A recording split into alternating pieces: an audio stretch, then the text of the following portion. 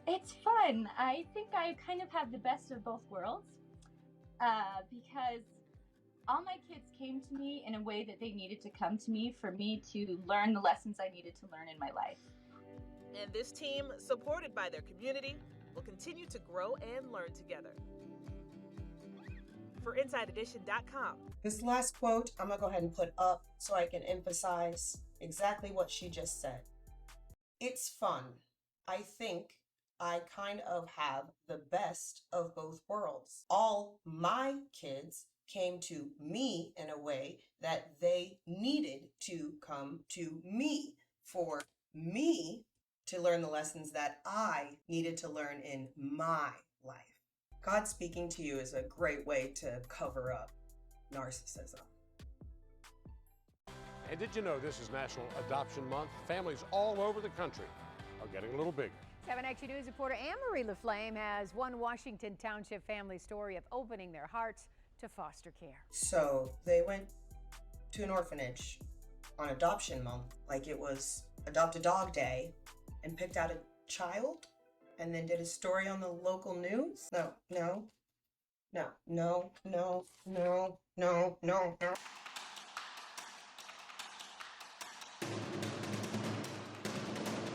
And have welcomed nearly a dozen children into their homes. And just a few short months after fostering Sanaya, her mother's rights were terminated. And there's just like a certain place in your heart that you begin to experience this new kind of love that it's just as deep as, you know, the love that we have for our own children. It was an easy decision for this family of 7. They all agreed they were meant to be a family of 8. But there was still a long process ahead. The way that they lightly talk about how it was legal for the state to terminate the rights of the mother is appalling. But honestly, we're about to take away the rights for women to even get an abortion right now, so I guess maybe not that appalling. Hearing her say it's gonna feel real good to get that birth certificate is so triggering.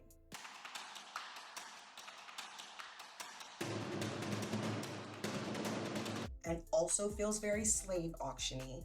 It feels very like legal documentation of ownership. And I think while making this video essay, I really realized how much the language around children is based in ownership, in children being property. I think that's maybe something we should maybe talk about, analyze, maybe restructure, because you don't own your children. They're not property. Fast forward 1 year. We are asked probably a couple, just a couple times a day, is it final yet? Is it done? Is she all yours? And soon she will be. And we just can't wait for that day to celebrate that. This Thanksgiving, Sanaya officially becomes a Bills.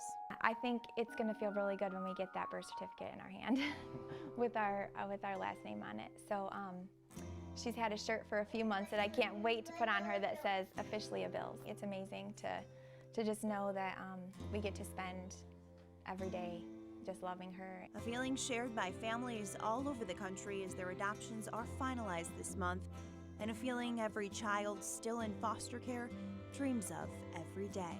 If it's not going to be us, then who's it going to be? And if it's not now, I mean, how long are we going to wait to actually do something about the need?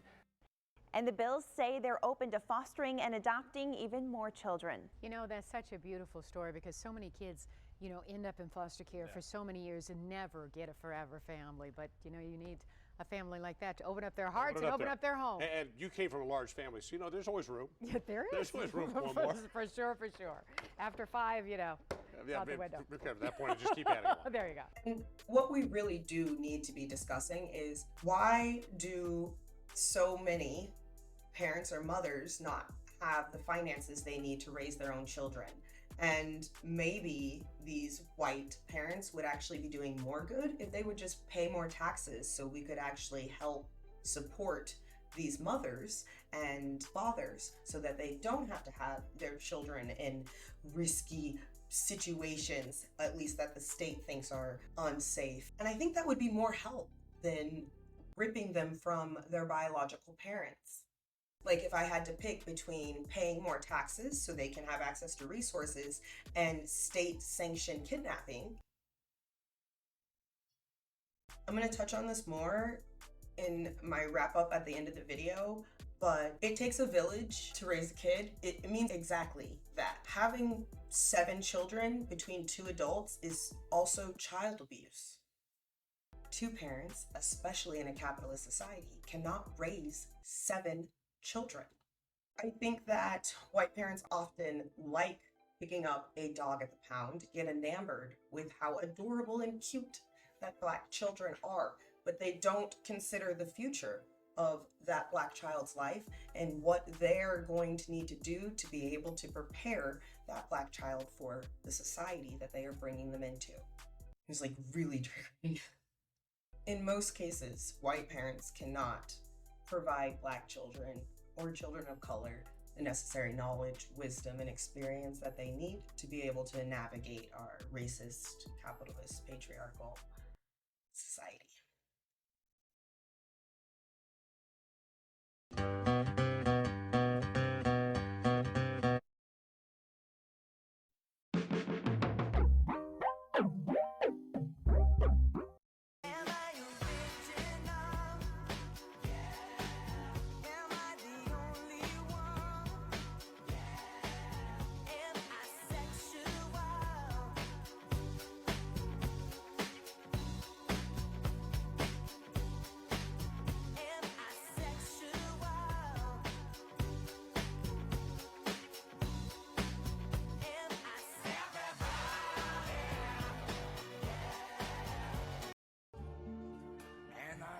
To myself,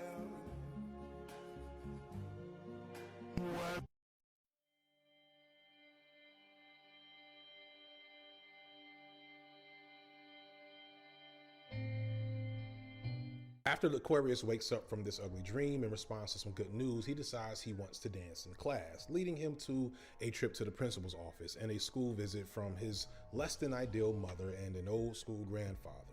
His grandfather strikes him at the school, which understandably leads to a wellness visit from DFACS, and more poor decisions from his mother lead him to actually be put in foster care and put in the care of Amber and Gail, 2 very on-the-nose critiques of white liberal feminism. Amber and Gail proceed to neglect and abuse him along with his foster siblings before Family and Children's Services comes for a visit that seemingly will threaten their whole grift that they got going on, which then leads Amber and Gail to decide that they should commit suicide and family annihilation in the process. Laquarius figures it out and escapes at the last minute, and presumably his escape efforts also lead to the survival of his 3 siblings as well.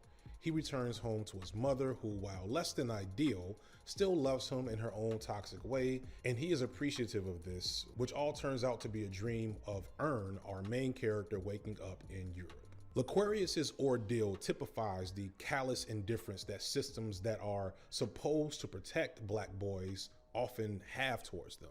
The same systems that failed Yummy Sandifer and countless others. The same system that failed Devontae Jordan in real life. If you are a little put off by Donald Glover's usage of a white lesbian couple as the villains in this story, if that felt a little sussy, felt a little odd to you, you should understand that this is based on a true story. If you remember this image of the Black boy hugging the police officer, then you've seen who Laquarius was based off of, Devontae Jordan, the real life 14-year-old boy who sadly did not save himself at the last minute. Instead, he and 5 of his siblings were killed in a planned suicide by their abusive, adoptive white parents after numerous signs that the children were being neglected, malnourished, and abused, including one of the women admitting in open court that she hit the children. That scene at the end where Amber or Gail cries and says, "Why didn't anybody stop us?" That's real. If you go and look up this story, you'll ask yourself, how did on so many occasions nobody save these children? Because there were obvious signs, but if you know, you know. In the Atlanta version, the kids survived, but in the real life story, all of them died. And maybe this was a subconscious protective factor that Ern interjected into the story. It's hard to say. But when Ern wakes up, he's just normal. He just casually shakes away the cobwebs of this dark lore. He isn't even fazed by the horrors that are currently floating around in his head. It's just a daily thing to him. He didn't wake up in a cold sweat. It wasn't a nightmare. It was just the type of shit that niggas have on their mind all the time. He moves on, presumably to get to the rest of his European trip and manage Paperboy and do everything he can to capitalize on the unique opportunity he's accessed. Sarah and Jen Hart had actually gone in to foster another child. She was a 15-year-old girl. And one day, after they had already discussed the girl staying there, she was the only child at the time that lived there. They'd asked her, oh, do you want to stay with us? Do you want to live with us? And she's like, yeah, like, this is good. This is great. And then they took the 15-year-old girl to therapy and they dropped her off, and then they never came back. And they had the therapist explain to this girl that Jen and Sarah would not be coming back. That is not how you treat an adopted child in foster care. That is some of the most traumatizing shit that I've ever heard in my life.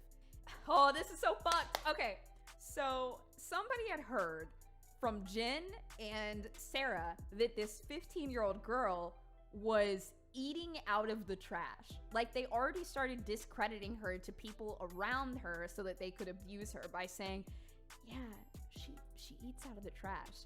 And then later on, the girl says that hurts her because it never happened. It's so fucked up. They brought footballs. One day, the threesome went to Lambeau Field for a Green Bay Packers game. It was a little family trip. They had bought footballs, hoping to have them signed by star running back Amon Green. Jen, in particular, was a huge fan. But when they approached Green after the game, holding up their footballs, Green picked up the team's football to sign. It turned into a huge fiasco, Lee said. Jen thought I had done it to be a brat. She ignored me for days. So this makes me feel like Jen is pretty narcissistic. She got jealous of the kid because her favorite athlete signed her football instead. Abigail, 6 at the time, after a teacher discovered bruises stretching from her sternum to her navel. The girl, I'm sorry, that sounds like internal bleeding to me. The girl says that Jennifer Hart hit her with a closed fist, put her head in a cold bath, and then hit her again, court records show. She was then grounded, the girl told police, which meant she had to stay in bed and miss lunch. So after this happens in 2010, the investigation goes on for a while, and by April 2011, Sarah Hart pleads guilty to abusing Abigail Hart and is sentenced to a year of probation for misdemeanor domestic assault, court records show. Sarah told police she was the one who hit Abigail, even though the girl told authorities her mother Jennifer had done it. I knew it! Sarah's a fucking sub. Sarah's a submissive ass little bitch, and Jennifer made her... Okay, sorry, I'm getting heated right now. Sarah told police she was the one that hit Abigail, even though the girl told authorities that her mother Jennifer had done it. The next day, all 6 of the children of the Hart children are taken out of public schools. They never attended public schools again.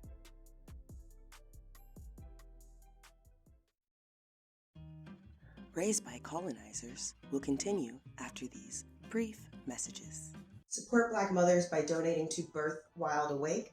They are a mutual aid organization that helps support, educate Black doulas. You can support them by going to scoutwildawake.com.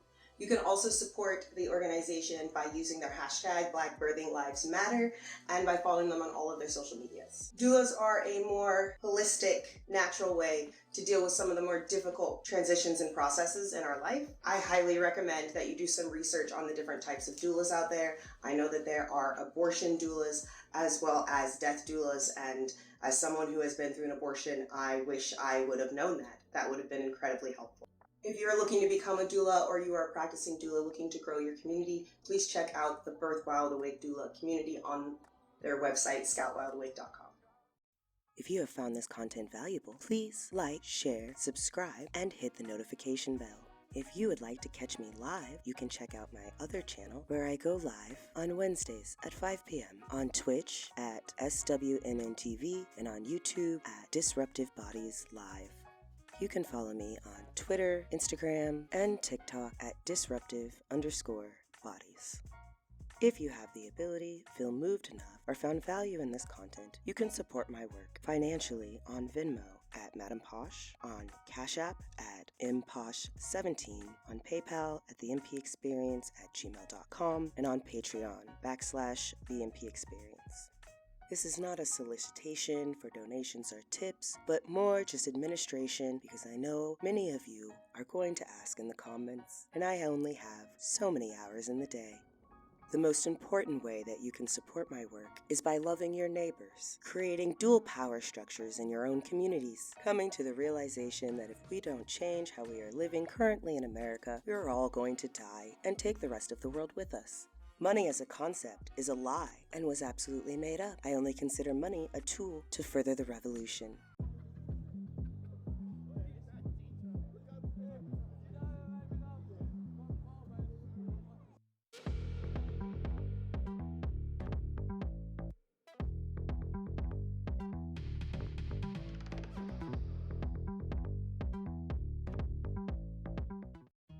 And now, back to your featured programming, Raised by Colonizers.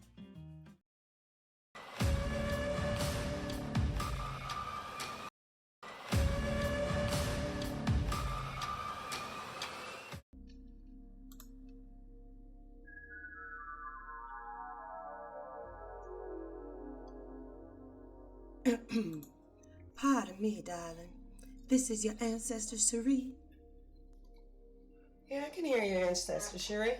I know this video has been a trauma-filled and emotional experience for you, child. I've been watching you processing for the last month now.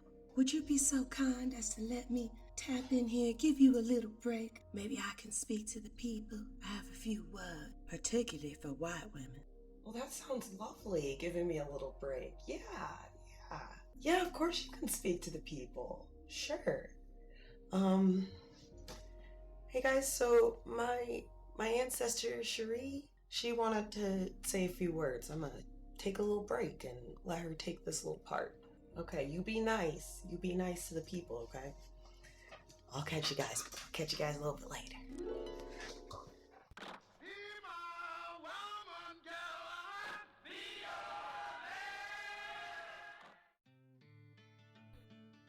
Well, hi y'all.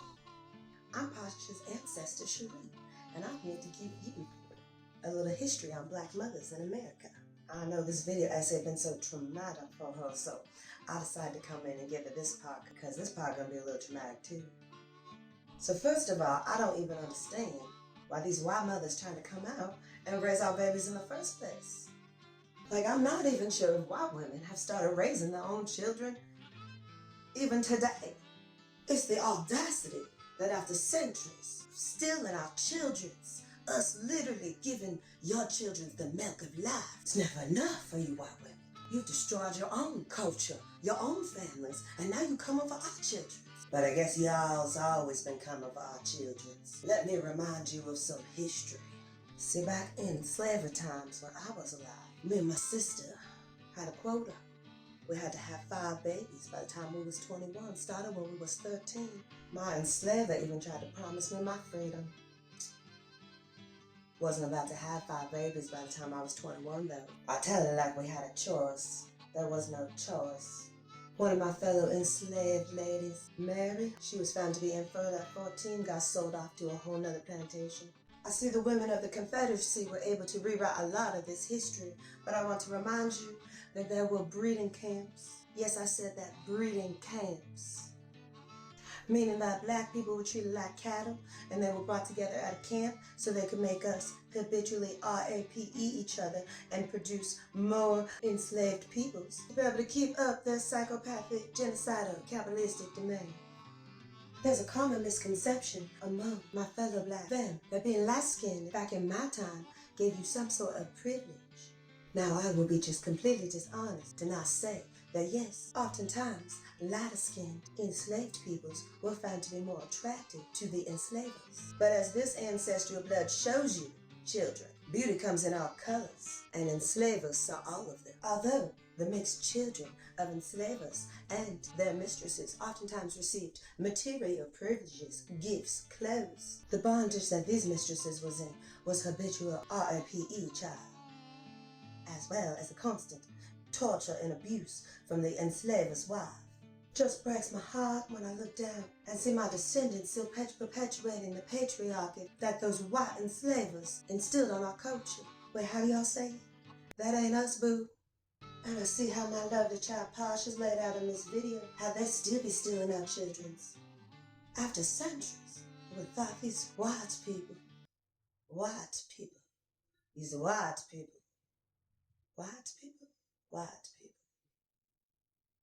would have learned enough humanity to stop selling our children for profit and labor. But I see that not much has changed. Enslaved black women were always treated as less valuable than enslaved black men. And it just tortures my soul to see that we still participate in this practice today. Colonized people were never ever really able to express themselves freely when it comes to sexuality, so their sexuality was stolen from them through the lack of consent of RIP, white colonizers, to the enslaved women and the enslaved men. Oh, I think that's another video essay topic. Maybe talking about consent and the generational trauma that has to do with sexuality within enslaved people. Probably another video essay topic. Did I get out of character?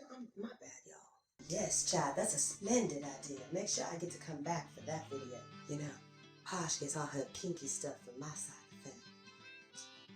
So in conclusion, white women have been stealing and selling our babies for hundreds of years, even though they haven't been able to even raise their own.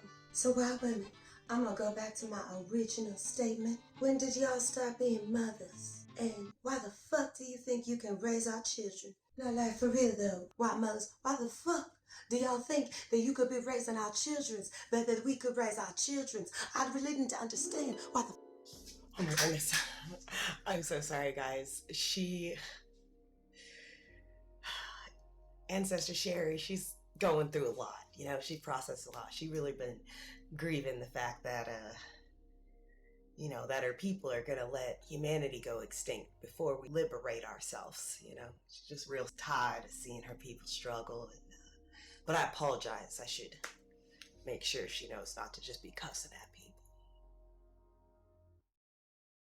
Black historian W.E.B. Du Bois recognized over a century ago that black women form the essential core of the black family. And he also recognized that the structure of white supremacy was dead set on the destruction of the strength and pride of African notions of matriarchy, family, and community. The sociocultural enforcement of the nuclear family model worked to erode the molds that Africans had long thrived on and carried out in their tradition, weakening and dismantling cooperative models of communal living, community fostering, space sharing, fictive kinship, social fathering, and strength in the face of oppression. From Rosewood to Seneca Village. When the LBJ administration put out the infamous, patronizing Moynihan Report, describing the Negro community as retarded by a matriarchal structure that weakened the ability of black men to function as authority figures, it enforced the perception of non-nuclear family models as deviant, criminalized black womanhood as emasculating and abusive, and sought to rally black men for the task of establishing patriarchal power over black women. That's right along by our house. Our home is a two-story house, a white folks. These recorded memories were among thousands of interviews done with ex-slaves in the 1930s and 40s. Can you remember slavery days very well? Of course, I remember all our white folks, and all the names of them, all the children. Call every one of the children's names. Who did you belong to? Jim Bunton, the baby boy.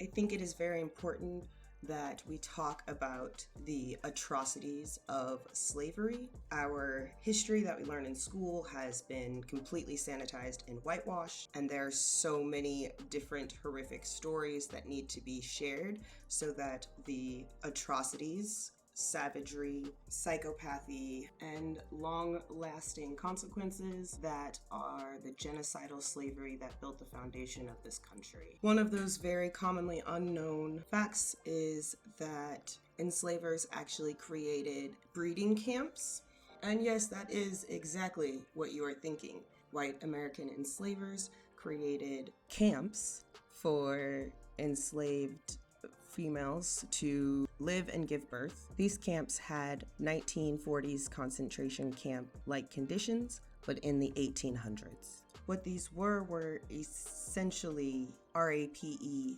factories to produce more enslaved people for profit. And whether sex was with an enslaver or another enslaved person, an enslaved person cannot consent, and so all sex under slavery was RAPE.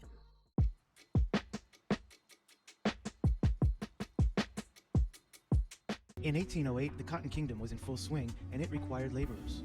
The Quakers were looking to ban the Atlantic slave trade, and eventually it was abolished. In 1808, the U.S. ended its participation in the international slave trade.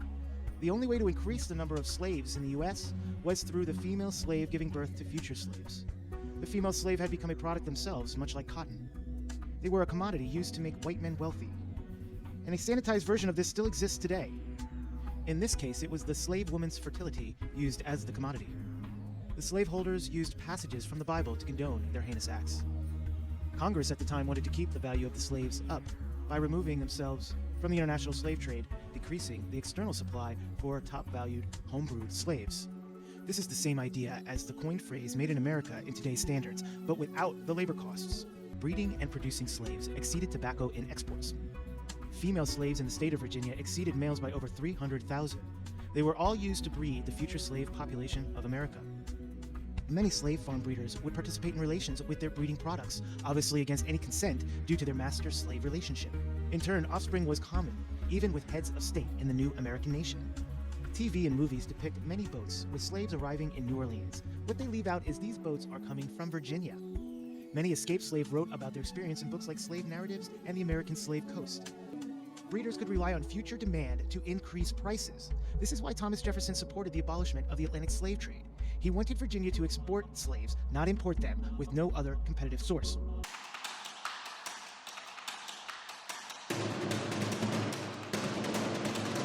In a Medium article in June 2019, William Spivey wrote, "It's worth noting that the Constitution of the United States, in addition to establishing the Electoral College to protect slave states and valuing slaves at 3/5 of a person while giving them no rights, specifically forbid banning the importation of slavery prior to 1808.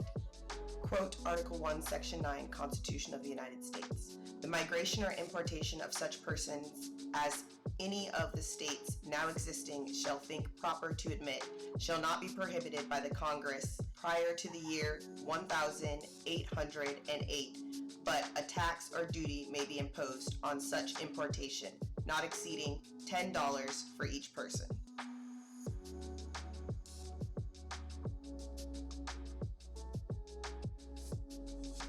Americans did not take up breeding slaves in response to congressional action.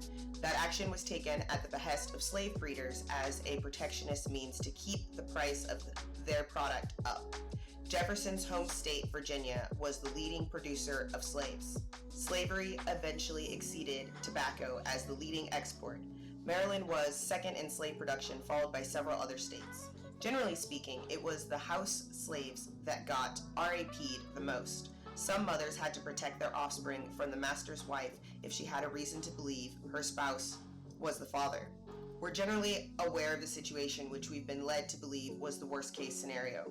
Nobody talks about the 13-year-old girl on the breeding farm forced to bear as many children as possible, only to have them ripped away and sent down south to endure a lifetime of hardship without a mother. On one breeding farm, the mother would be freed after birthing 15 children, but what would she have to look forward to? American slaves in 1860 were worth $4 billion, which was far more than the $228 million worth of gold and silver circulating back then. Even the value of southern farmland, $1.92 billion, did not amount to the worth of the slaves. So for the owners, their slaves were worth everything to them.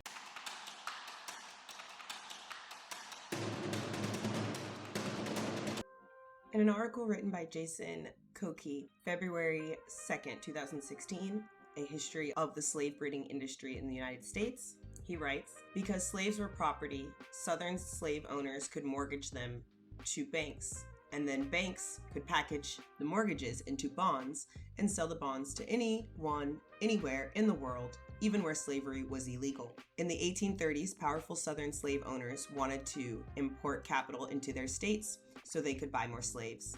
They came up with a new two-part idea, mortgaging slaves, and then turning the mortgages into bonds that could be marketed all over the world. First, American planters organized new banks, usually in new states like Mississippi and Louisiana, drawing up lists of slaves for collateral. The planters then mortgaged them to the banks they had created, enabling themselves to buy additional slaves to expand cotton production. To provide capital for those loans, the banks sold bonds to investors from around the globe: London, New York, Amsterdam, Paris. The bond buyers, many of whom lived in countries where slavery was illegal, didn't own individual slaves, just bonds backed by their value. Planters' mortgage payments paid the interest and the principal on these bond payments. Enslaved human beings had been, in modern financial lingo, securitized. Slave-backed securities.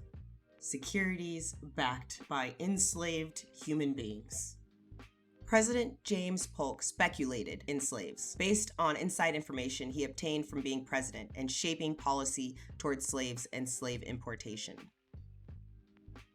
A speculator is a person who invests in stocks, property, or other ventures in the hope of making a profit. And in this instance, the property were enslaved humans. Thomas Jefferson bragged to George Washington that the birth of black children was increasing Virginia's capital stock by 4% annually.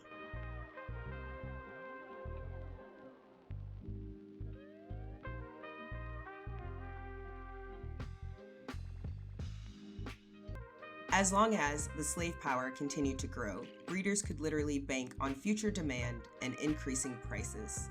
12.7 million Africans were forced onto ships to the Western Hemisphere during the Atlantic slave trade. Estimates have only around 400 to 500,000 of those landing in present-day America. The transatlantic slave trade was abolished in 1807, and by 1860, 4 million black slaves were in present-day America. That's an increase of 3.5 million African enslaved humans that were bred for profit. Virginia produced slaves as their main domestic crop. The price of slaves was anchored by industry in other states that consumed slaves in the production of rice and sugar and constant territorial expansion. Constant territorial expansion basically means they were manifesting their destiny by murdering indigenous people and taking their land.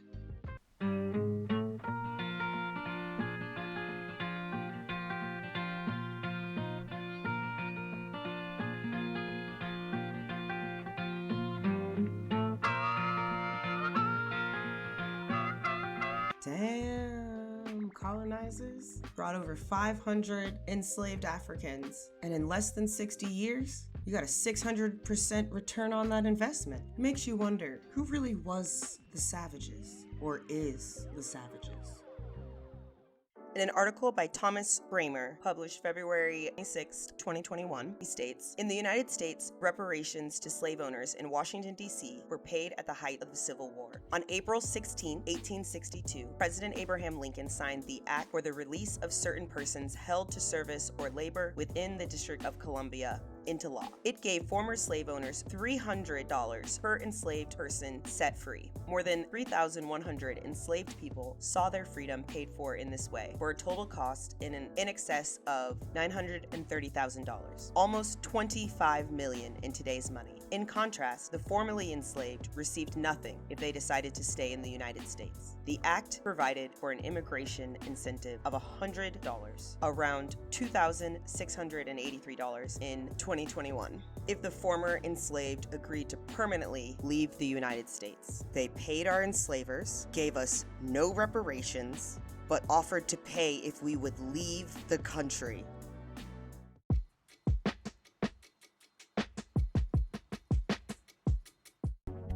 U.S. history does not acknowledge breeding farms much, and mostly that is because of its complacency in the act for so many years until the Civil War. At the age of 15, enslavers would start to inspect male slaves to see if they were good stock to be bred.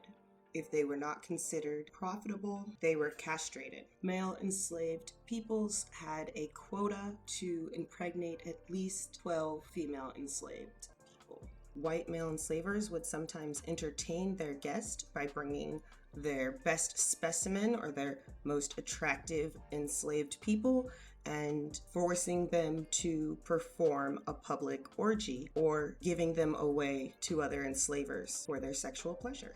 It was very common for Black men to be bought and sold and valued based on their penis size. This was due to scientific misconceptions about fertility. Male enslavers that were gay, and some that were also straight, would RAPE, male enslaved people. This process was called breaking the buck. The slave was then flogged to tenderize the flesh for the sodomy that followed multiple times. This form of punishment was done in full view of the slave family and friends to instill fear in the hopes to prevent future rebellion.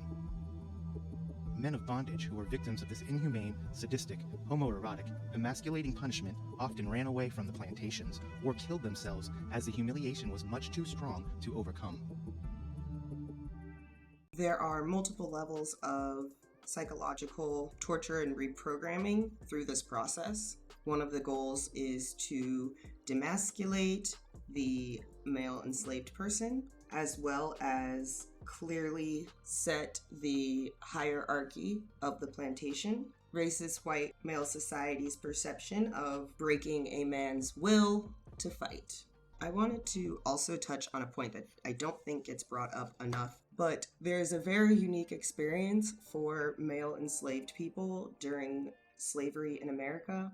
No enslaved person can consent to sex under slavery, but being desired by the white enslaver looked much different if you were a male enslaved person or a female enslaved person. And I'm just going to take a moment to pour one out for all of my fellow queer and transgender folks, ancestors that lived through slavery. I can't even imagine what that mind torture prison must have been. An enslaved female had at least a probability that if she was desired by a white enslaver, it could lead to material benefit. Whereas Black enslaved men dealt with the very nuanced situation of not being able to say no to either gendered enslaver, but particularly white female enslavers. A female enslaver or an enslaver's wife, if they approached an enslaved man,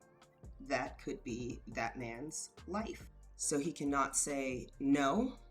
He also has to go through the trauma of being RAPE'd while also being enslaved, and an added layer of anxiety that his life is probably over now. I can't really even process what that must have been like or what that general trauma looks like and how it's presenting in our Black community. I am just grateful for people like FD Signifier who are exploring and educating people about these topics and being a good role model for Black men. Thomas Foster says that although historians have begun to cover sexual abuse during slavery, few focus on sexual abuse of men and boys because of the assumption that only enslaved women were victimized. Foster suggests that men and boys may have also been forced into unwanted sexual activity. One problem in documenting such abuse is that they, of course, did not bear mixed-race children. Both masters and mistresses were thought to have abused male slaves. And honestly, history can't admit this, or the country would have to reconcile with the fact that it was led by enslavers who were habitual rapists, and a lot who were sexually fluid, at least. It also destroys the fantasy world of the nuclear family.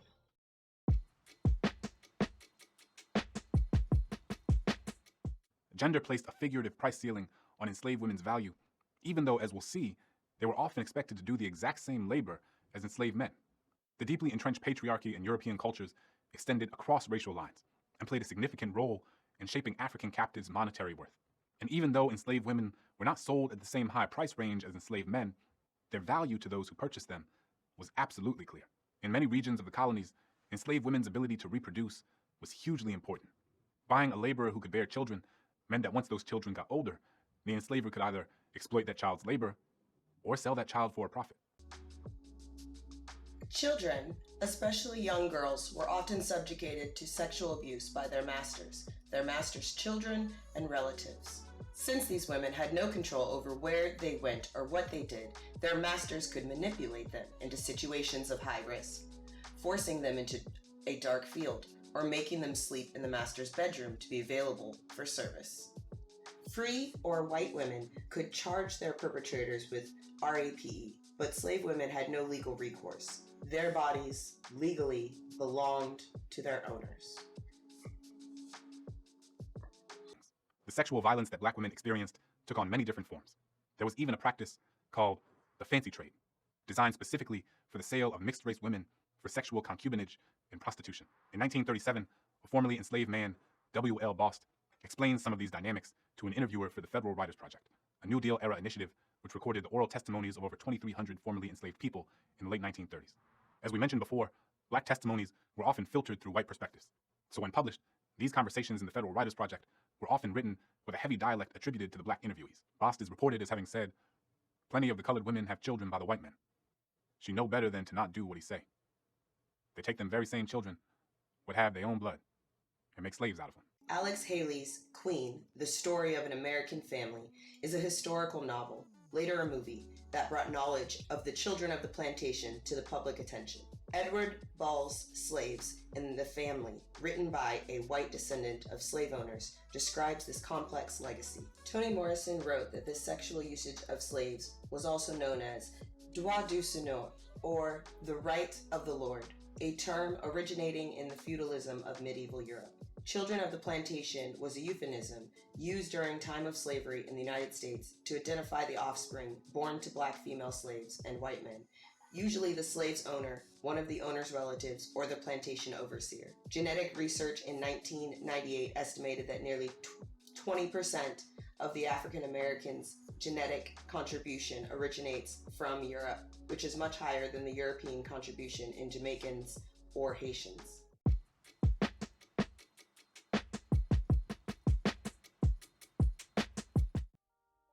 In a February 2021 article titled America's History, Sexual Abuse of Black Slaves by Ritika Gupta, they write, "Sexual abuse was more about power and less about sex. Corporal punishments function as displays of power that constituted sexual violence against enslaved men. Though many slaves tried to fight back and resist, it resulted in bad outcomes.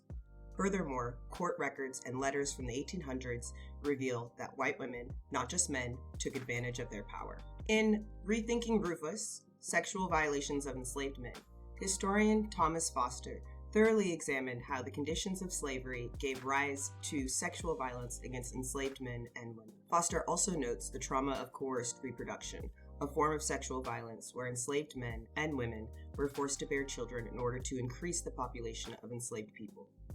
Using interviews and testimonies from former enslaved men, he highlights that those who had high reproductive capabilities were often singled out from their communities and relocated to different regions.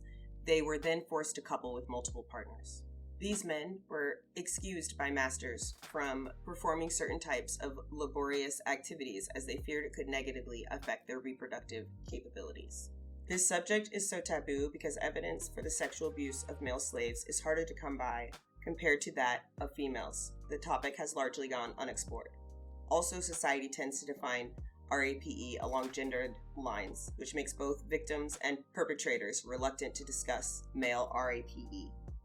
Scholars of the sexual abuse of enslaved women have highlighted the violent RAPE's exploitative relationships and concubinage that took place between enslaved women and their slavers. And I just want to add in that any RAPE, or just sex while being enslaved, is a violent RAPE. Violence is not just done physically. Violence can be done mentally, metaphysically, spiritually, psychologically. So there weren't any exploitative relationships or concubines. It was all violent RAPE. Far less research has focused on Black men as sexual victims. The emasculation they suffered under slavery, it has often been said, was the denial of patriarchal authority, and control of dependents, wives, and children. But enslaved men were also forced to reproduce with enslaved women, and in many other ways too, they had little control of their bodies and intimacies. Like we previously mentioned, a lot of the enslaved people that came over in the Atlantic slave trade were from matriarchal communities. So the authority and control of a patriarchal society and the lack of power within femme-presenting people was probably hard to even comprehend or understand. 19th century accounts from court records and former slaves reveal that white women also took advantage of their positions of power over slaves, and at times abused that power to gain sexual access to black men and to assert their authority. Such a history has remained largely hidden, buried under the enduring stereotypes of white women as passive and vulnerable, and black men as hypersexual and powerful. Thomas Thistlewood, an 18th century Jamaican planter, noted in his diary incidents of homosexual assault. Thistlewood mentioned that the homosexual act occurred between an enslaver and his enslaved boy, who was a close personal servant of his. A question that poses, is it possible that the sexual abuse occurred because the boy was in close proximity to his enslaver? Foster helps answer this question by stating that this type of abuse follows a broader pattern that suggests that closer proximity to whites, the more likely the sexual abuse was to occur. Gendered perceptions of rape, lack of information, and a lack of education have caused us to leave out an important part of history and conform to the white slave owners' belief that black men were the sexual predators, not the victims. Without recognizing this, we fail to recognize the truth that sexual assault occurred to both enslaved women and enslaved men.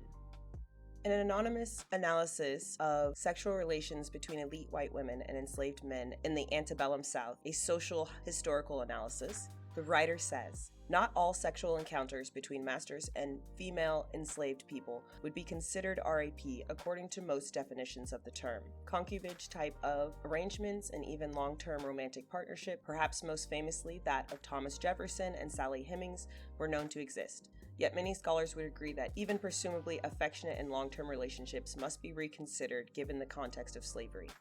The enormous imbalance of gender and racial power between the two parties problematizes the notion of a truly consensual romantic relationship between an enslaver and a female enslaved person.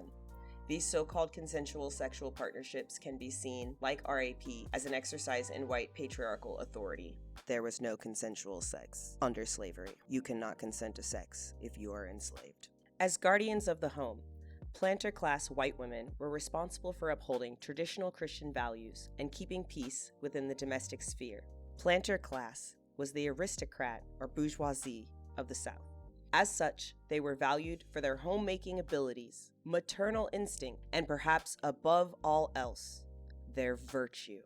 Which is kind of hilariously ironic because they weren't doing any of the homemaking, the human beings that they enslaved were. I'm not sure where they got their maternal instinct from, since they also weren't raising any of their children. I would like to think that a few of them kept their virtue, but given everything else that we've learned during this video essay, I doubt it.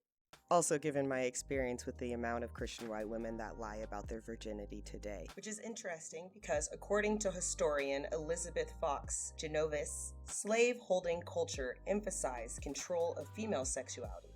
It did not deny its existence. She says that white women had a striking lack of neurotic inhibition. Like their husbands, Southern women had pre- and extramarital sex. If you want to be fully convinced of the abominations of slavery, go on a Southern plantation and call yourself a Negro trader. Then there will be no concealment, and you will see and hear things that will seem to you impossible among human beings with immortal souls. Harriet Ann Jacobs. Harriet Ann Jacobs is basically saying, if you want to know how racist white people are, you need to hear what they're saying when we're not around. And you know who hears that? The black people that white people surround themselves with. Why female enslavers chose to sexually abuse slaves probably varied by situation. Perhaps some of them were simply bored or sexually frustrated, but perhaps, at least on a subconscious level, sexually exploiting enslaved people was a means of compensating for their lack of power in other aspects of their lives. Again, planter class women were considered the property of their husbands and lacked considerable sexual agency relative to men. It is possible the sexual exploitation of enslaved people by women who had little power in relation to white men was a source of enjoyment that created a feeling of power. Sadistic, narcissistic power.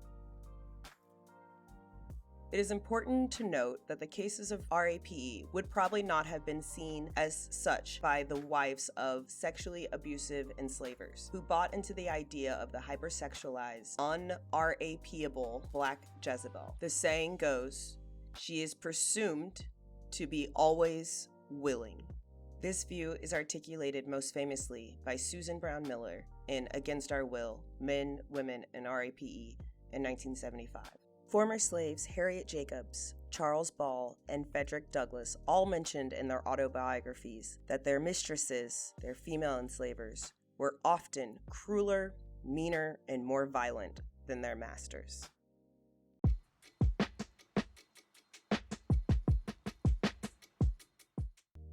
Enslaved ladies' maids or enslaved house mistresses could serve revolutionary roles as pipelines of information to other enslaved peoples on a plantation.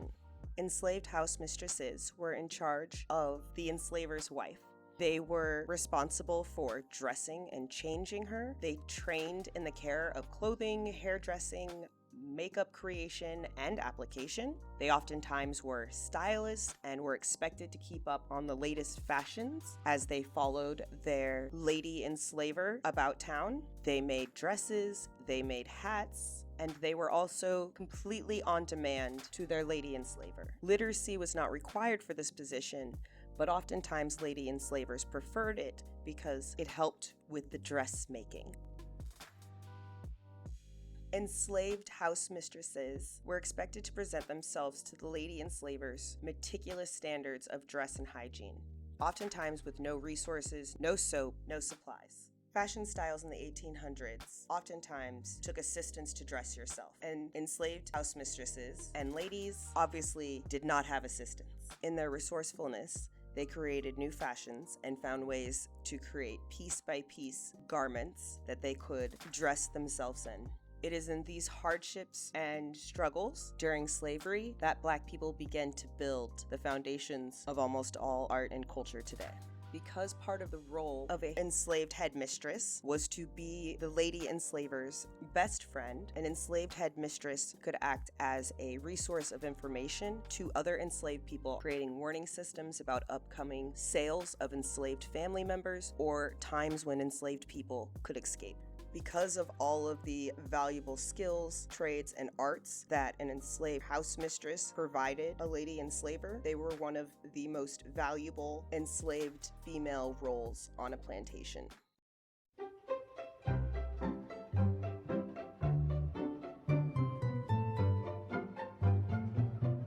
Mean Girl Minion, Gossip Sounding Board, Enslaved Best Friend and Confidant,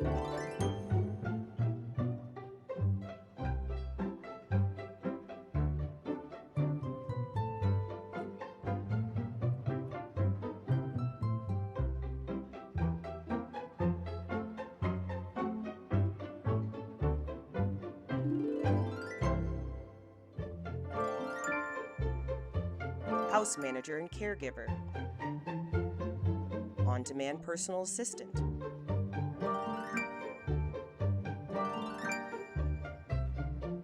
Spiritual Guide, Healer,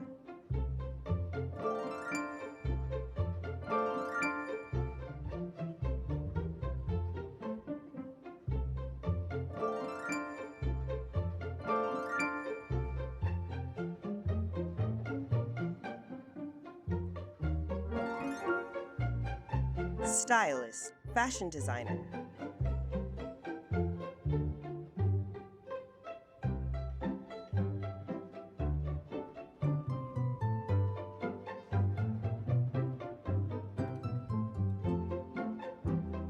Makeup Artist,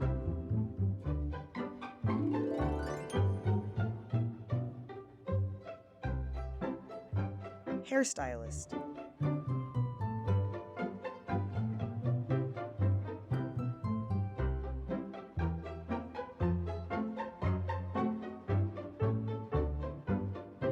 production, seamstress, housekeeper,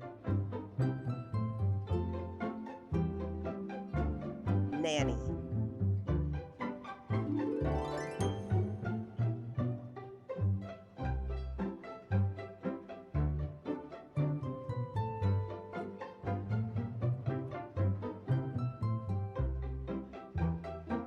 You were responsible for all of these jobs with no education, resources, or background. Oftentimes we did not read or write. But if we weren't there, these white women literally couldn't get dressed, or do their hair, or clean their house, or do their makeup, or have clothes to wear, or take care of their children. Or who would they gossip to? Who would heal them? Who would save them? Are you getting the point? After being completely triggered and calming back down, I feel like the real question is, what the fuck did white women do with all of that free time, other than torture us? Affluent people don't only marry more and stay married, but they also have the resources to buy the support that the extended family and community used to provide, in the form of babysitting, professional childcare, tutoring, coaching, therapy, expensive after-school programs, and life coaches. Meanwhile, working-class families struggle financially, emotionally, and mentally to build and maintain stability.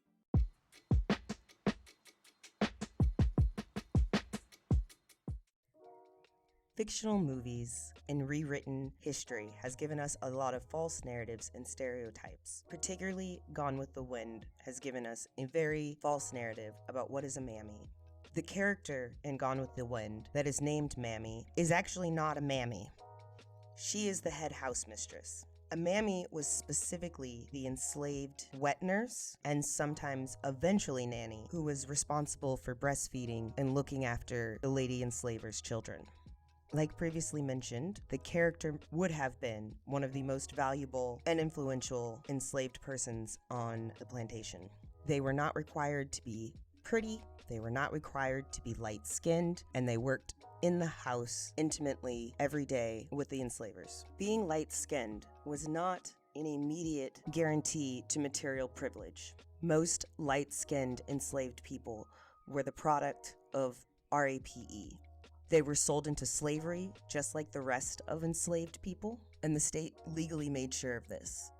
It was about being pretty to the enslavers. No matter the skin color, the prettier you were, the closer enslavers had you to them. Whether you were sold into sex slavery or you were a concubine, you were in for a massive amount or more of rape. I wanted to highlight this point because within the Black community, we are still having many discussions over colorism, featureism, and the privileges these bring. Maybe we should be approaching this topic a little bit differently and bringing in the historical context, as well as listening to the stories and experiences of people who grew up in predominantly white households or predominantly white neighborhoods. That the idea that light skin brought you privilege or less slavery or less torture or less harm or less psychological abuse or less mind prisons or less suicide or less infanticide is a lie. It is a lie used to divide us. To fault light-skinned or mixed people for something they have no control over is not who we are as a community. People of color, colonized people, have had a universal truth and shared enemy that our collective action against should precede our need to other. In the next chapter, we will be diving a little bit deeper into this topic.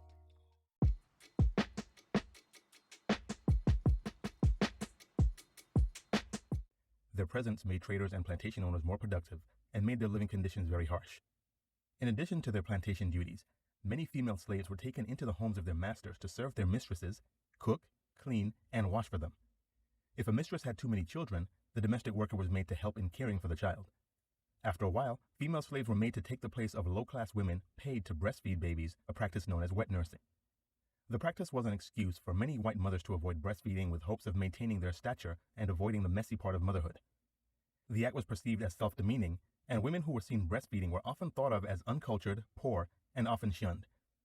Doctors of the time did all they could to prove that breastfeeding was an unhealthy act for women. It is believed that doctors were paid huge sums of money to write such reports. The children of slaves grew healthy, while many white families lost their children to poor health. This made many Westerners force slave mothers to breastfeed their white children so that they could develop better and survive the early months of childhood. Once a slave mother had a child, she was quickly assigned to a white mistress and forced to breastfeed their white baby instead of her own. Young and healthy slave women were also forced to breastfeed white babies after doctors discovered that the continuous sucking of a sexually active female breast could result in lactation. While they breastfed white babies at the expense of theirs, slave mothers tried to keep their children alive by feeding them with concoctions they believed would be suitable substitutes for milk. They also gave cow milk and dirty water, which were not suitable for babies' health. This resulted in the high deaths of babies of slaves throughout the slave trade. Slave mothers often kept the white babies in their homes until the child's family felt it was time to take them back. Since the living conditions of the slaves were not the best, several white babies died. Speculating that slave mothers were killing the babies out of spite, they were later forced to move in with the family where they could be monitored. The few 19th century historians who have discussed enslaved wet nurses like Walter Johnson in River of Dark Dreams downplay the extent to which white women capitalized on black breast milk. The reason for this is because historians have focused their research on elite Southern white women while ignoring how non-elite white women use black wet nurses. By studying wet nurse advertisements in Southern newspapers, it revealed a disturbing story of white women's reliance on the exploitation of black women. Freshness was determined by the age of the enslaved wet nurse's infant. The older their infant, the less valuable her milk. Enslaved wet nurses whose infant died soon after childbirth was extremely valuable. White women appreciated the lack of the extra encumbrance, knowing full well that more time and resources would be spent on their own children. Wet nursing did not end after slavery, and many Southern white women continued to employ black wet nurses until the practice fell out of fashion in the 20th century. Like their slave ancestors, free wet nurses were often kept from their children in addition to being forced to do other household chores, but with a severely unfair wage instead of no pay at all. In the present, only 59% of black women breastfeed, compared to 79% of white women. Certified nurse and midwife Stephanie Devane Johnson interviewed black women and found that some reject breastfeeding because of the exploited wet nurses of slavery. The use of dead bodies. The deceased and living black women's bodies were also profitable. Doctors used the diseased reproductive organs of black cadavers to facilitate gynecological research and provide education in the field of gynecology.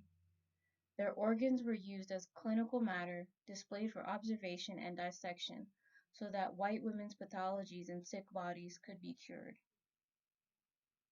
Many of these medical experiments were done with no anesthesia, and these were Joseph Mengele, Angel of Death, Nazi-level type of experimental procedures on black enslaved women's reproductive organs. And even though black femmes' bodies have been used to create a large amount of the OBGYN medical care that exists today, black women still don't get to enjoy a lot of the benefits of that research and theft and torture and abuse and assault.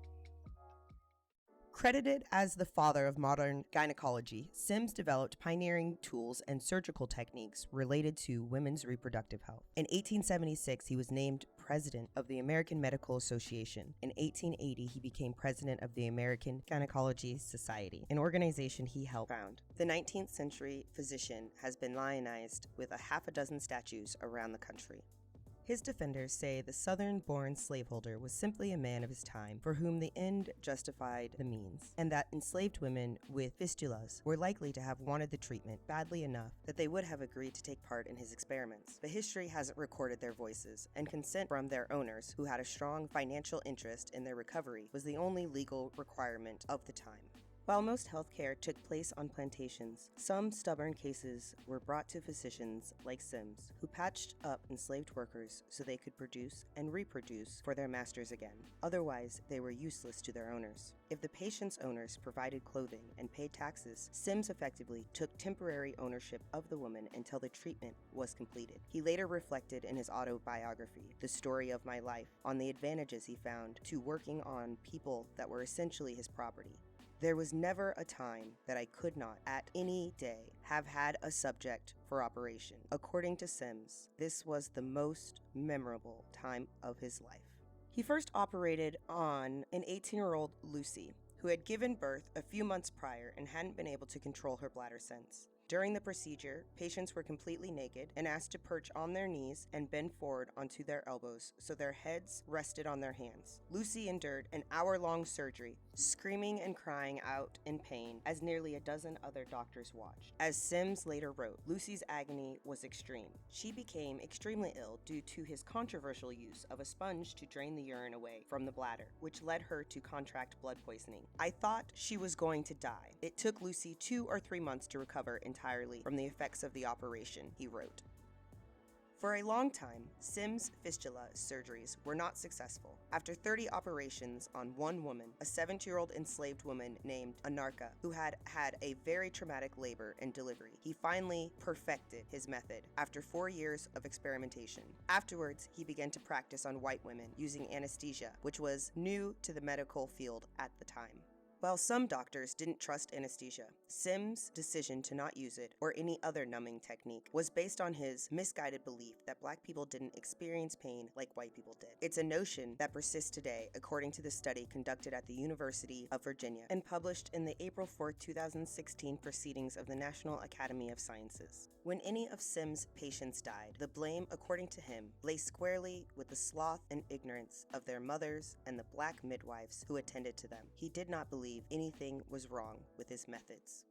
Experimenting on enslaved children. Writer and medical ethicist Harriet Washington says Sims' racist beliefs affected more than his gynecological experiments. Before and after his gynecological experiments, he also tested surgical treatments on enslaved Black children in an effort to treat neonatal tetanus with little to no success. Sims also believed that African Americans were less intelligent than white people and thought it was because their skulls grew too quickly around their brain. He would operate on African American children using a shoemaker's tool to pry their bones apart and loosen their skulls. Doctor enslavers would get enslaved women addicted to morphine so that they could better control their behavior and because the addiction would weaken their will to resist repeated procedures. To accomplish the sterilizations, practitioners lied to patients, forged consent forms, or falsified medical records to reflect an appendectomy or a gallbladder removal. In 1969, Bernard Burleson considered a mass proposal to use fertility control agents that would be available in 5 to 15 years and would be included in the water supply in urban areas. In 1970, doctors revealed the coercion of hundreds of thousands of Black women into agreeing to sterilization by conditioning medical services or consent to the operations. And by conditioning, they mean predatory coercion. The American public associates welfare payments to single mothers with Black welfare queen who deliberately gets pregnant to increase the amount of their monthly check. The welfare queen represents laziness, trickery, and economic burden, all wrapped in one powerful image. And really, what the welfare queen represents to white people, what they really mean when they are saying that, is that there is a Black woman who is getting money because of her womb that we are not profiting off of. It's giving very, if we can't have it, no one can, even though it's a human being and it's never belonged to anyone, especially not us in the first place. To understand the widespread sterilization of Black women, you must first understand the eugenics movement and scientific racism. Scientific racists use erroneous, biased, and misconstrued evidence to claim that white people were superior to everybody else. From this, eugenics, or the concept of improving humanity's genetics, was born. Using these twisted ideologies, social reformers, doctors, scientists, and legislators across the country pushed for forced sterilization laws that would keep undesirables at bay. Undesirables included the disabled, mentally ill, promiscuous white women, Native Americans, Mexicans, Asians, and disproportionately Black women. Long stereotyped as unintelligent, lascivious Jezebels, Black women, especially poor ones, were prime targets for eugenicists. By 1935, 41 states had laws or pending laws allowing compulsory sterilization. Some women underwent the horrifying procedure in asylums or prison, while others were swindled into signing the right papers at their local doctor's office. In Alabama, 2 poor Black sisters, aged 12 and 14, were sterilized when their illiterate mother signed an X on a piece of paper she thought would give them birth control. In Sunflower County, Mississippi, the area's black women were routinely sterilized without their consent. One such woman was Fannie Lou Hamer, who went on to be a civil rights activist. But let's talk about my dear home state of North Carolina. A third of the forced sterilizations there took place on girls under the age of 18. To make matters worse, while most states abandoned their forced sterilization programs after World War II because they didn't like being compared to Nazis, North Carolina increased funding for its program and didn't stop until 1974. It seems like if white colonizers and settlers couldn't profit on black wombs and children, then they really didn't want them to exist.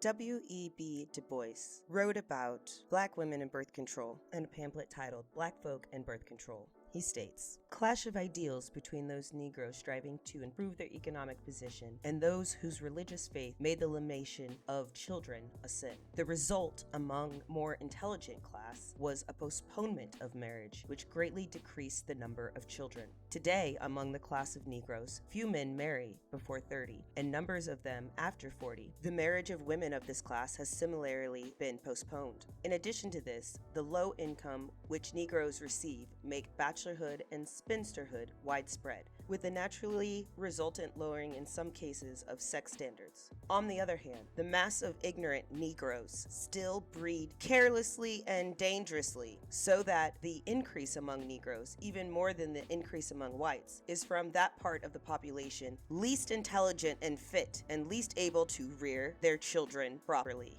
I really like Du Bois. He was a communist. But in these two paragraphs right here, I think we can see where there are some biases that probably interfered with some of their revolutionary action. To think, after going through all of the history and the suffering through slavery, did Du Bois somehow forget? How could you say that we breed carelessly and disastrously when we were freshly out of hundreds of years of slavery in which we were bred carelessly and disastrously? To continue that narrative in black leadership is violence.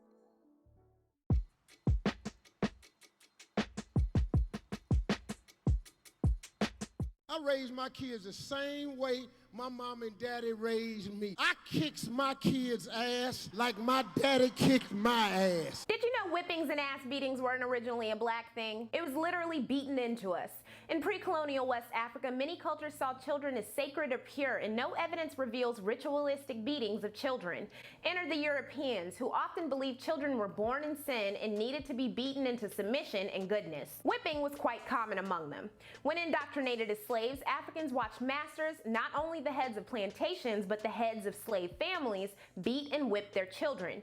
It became common for a mother to physically harm her children for tiny and normal childlike infractions, like getting dirty, playing, showing negative emotions like anger or attitude, to protect them from the wrath of the slave master. Beatings were supposed to make children obedient and good slaves. In Christian sermons tailored for slaves, the popular line, "Spare the rod, spoil the child," became the common rhetoric of parents. In the same vein of God's relationship with his children and the master's relationship with his slaves, complete obedience was desired. For the past 400 years, the violent white supremacist acts of slave beating and lynching raised generations of blacks who saw violence as the correct way to stop normal childhood or teenage behavior and protect their kids from a world that doesn't allow for behavior mistakes in black kids. In southern states where corporal punishment is allowed in schools with parent permission, black students are 5 times more likely to be hit than white students for the same offenses. Black parents are 2 times more likely than any other race to use corporal punishment, while white corporal punishment rates have gone down. It's no coincidence that suicide rates among black children have doubled and decreased among white ones. Despite the folks who insist that they regularly got their ass beat as children and turned out fine, there are consequences. Research shows spanked and beaten kids are more likely to be delinquent, run away, exhibit or accept abuse in their intimate relationships, grapple with depression, and commit suicide.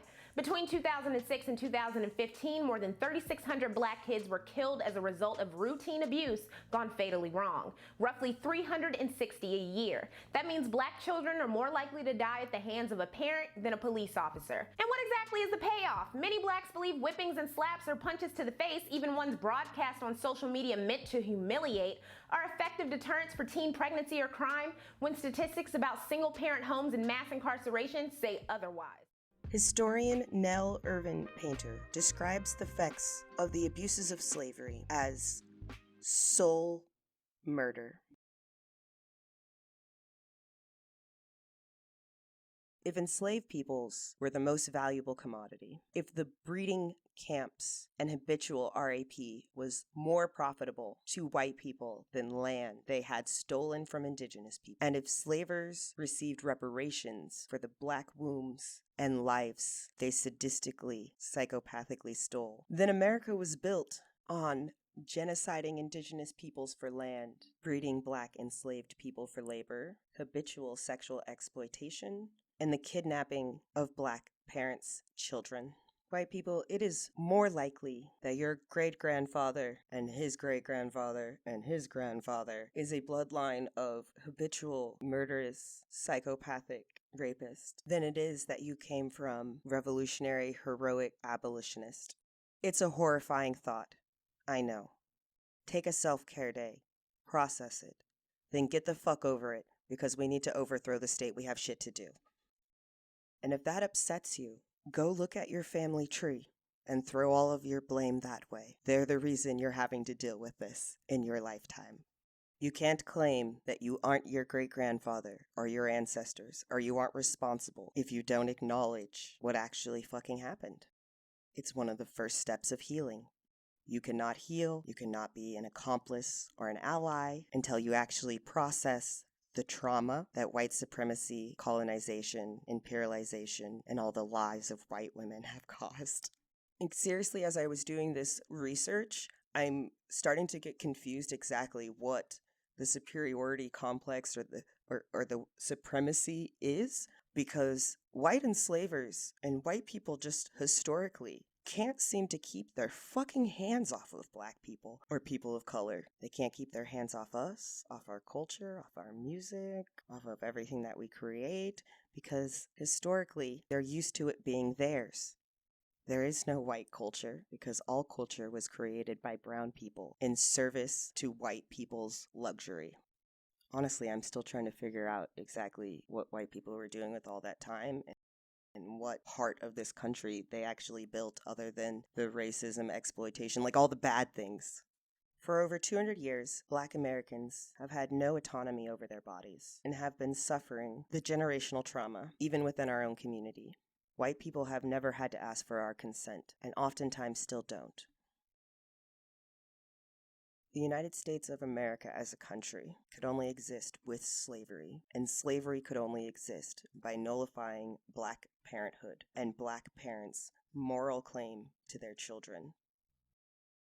There is no amount of reparations that could repay what was and continues to be done to Black people in America.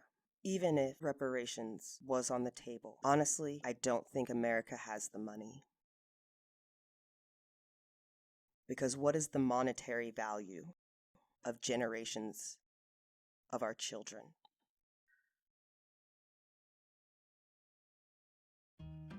Raised by Colonizers will continue after these brief messages. These promo breaks have been strategically placed based on the quantity and heaviness of the topic in the previous chapter. Please take a quick break to emotionally check in, refresh your drink, smoke another blunt, go for a walk, stretch your muscles, scream into the pillow, do a spiritual ritual, break some plates, or do what I do and dance with me. I just wanna make you mine, mine. I just wanna make you mine, mine. I just wanna make you mine, mine. I just wanna make you mine. I just wanna make you. I just wanna make you. I just wanna make you mine, mine.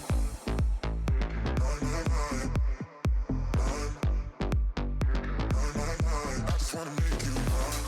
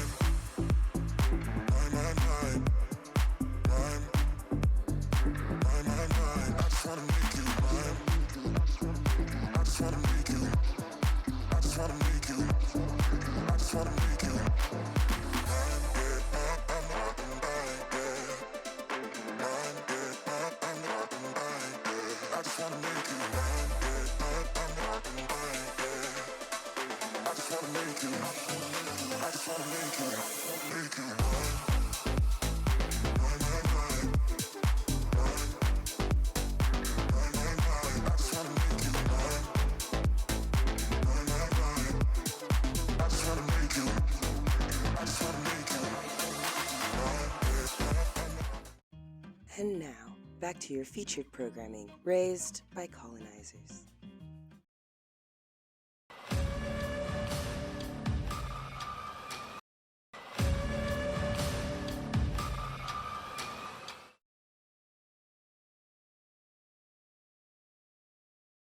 African-American activist Malcolm X commented on the cultural connotations and consequences of the term in his 1963 speech, Message to the Grassroots, wherein he explained that during slavery, there were two types of slaves: house Negroes, who worked in the master's house, and field Negroes, who performed outdoor manual labor.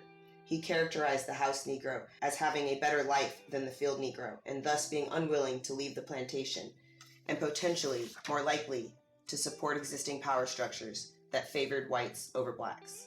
Malcolm X identified with the field Negro. To understand this, you have to go back to what young brother here referred to as the house Negro and the field Negro. Back during slavery, there was two kinds of slaves. There was the house Negro and the field Negro. The house Negro, they lived in the house with master. They dressed pretty good. They ate good because they ate his food, what he left. They lived in the attic or the basement, but still they lived near their master. And they loved their master more than the master loved himself. They would give their life to save their master's house quicker than the master would. If the master's house caught on fire, the house Negro would fight harder to put the blaze out than the master would. If the master got sick, the house Negro would say, "What's the matter, boss?" "We sick. We sick." He identified himself with his master more than his master identified with himself. And if you came to the house Negro and said, "Let's run away, let's escape, let's separate," that house Negro would look at you and say, "Man, you crazy. What you mean separate? Where is there a better house than this?" On that same plantation, there was the field Negro. The field Negro, those were the masters. There was always more Negroes in the field than there was Negroes in the house. The Negro in the field caught hell. He ate leftovers. In the house, they ate high up on the hog. The Negro in the field didn't get nothing but what was left of the insides of the hog. The field Negro was beaten from morning till night. He lived in a shack, in a hut. He wore cast-off clothes. And he hated his master. I say he hated his master. He was intelligent. That house Negro loved his master. But that field Negro, remember, they were in the majority. And they hated the master. As we learn in the last chapter, this narrative between the house Negro and the field Negro is historically inaccurate. Enslaved peoples who worked the enslaver's house often didn't live in the enslaver's house. They lived in the same accommodations as all the enslaved peoples on the plantation. Gifts and privileges were given to create division and to subdue the protest from an enslaved person during a rape. They were bribes to make the habitual everyday rape less work for the enslaver. They were not privileges given because the enslaver considered them to be white. And just in case I haven't said it enough, enslaved people who worked in the plantation home were selected based on overall attractiveness, but mostly based on skills and abilities. Attractiveness was overall more based on features than skin color, because enslaved house peoples who were light-skinned were born out of incestual, continuous rape of enslaved mothers, daughters, and granddaughters. Being a house Negro was not living high on the hog. Being close enough to the enslaver to receive on-demand abuse is not living high on the hog. Habitual violent rape is not living high on the hog. Whether conscious or subconscious, I believe this stereotype and narrative of the quote-unquote house Negro gets put on not only light-skinned black people, but black people that are raised close to whiteness or express themselves in ways that the black community considers close to whiteness.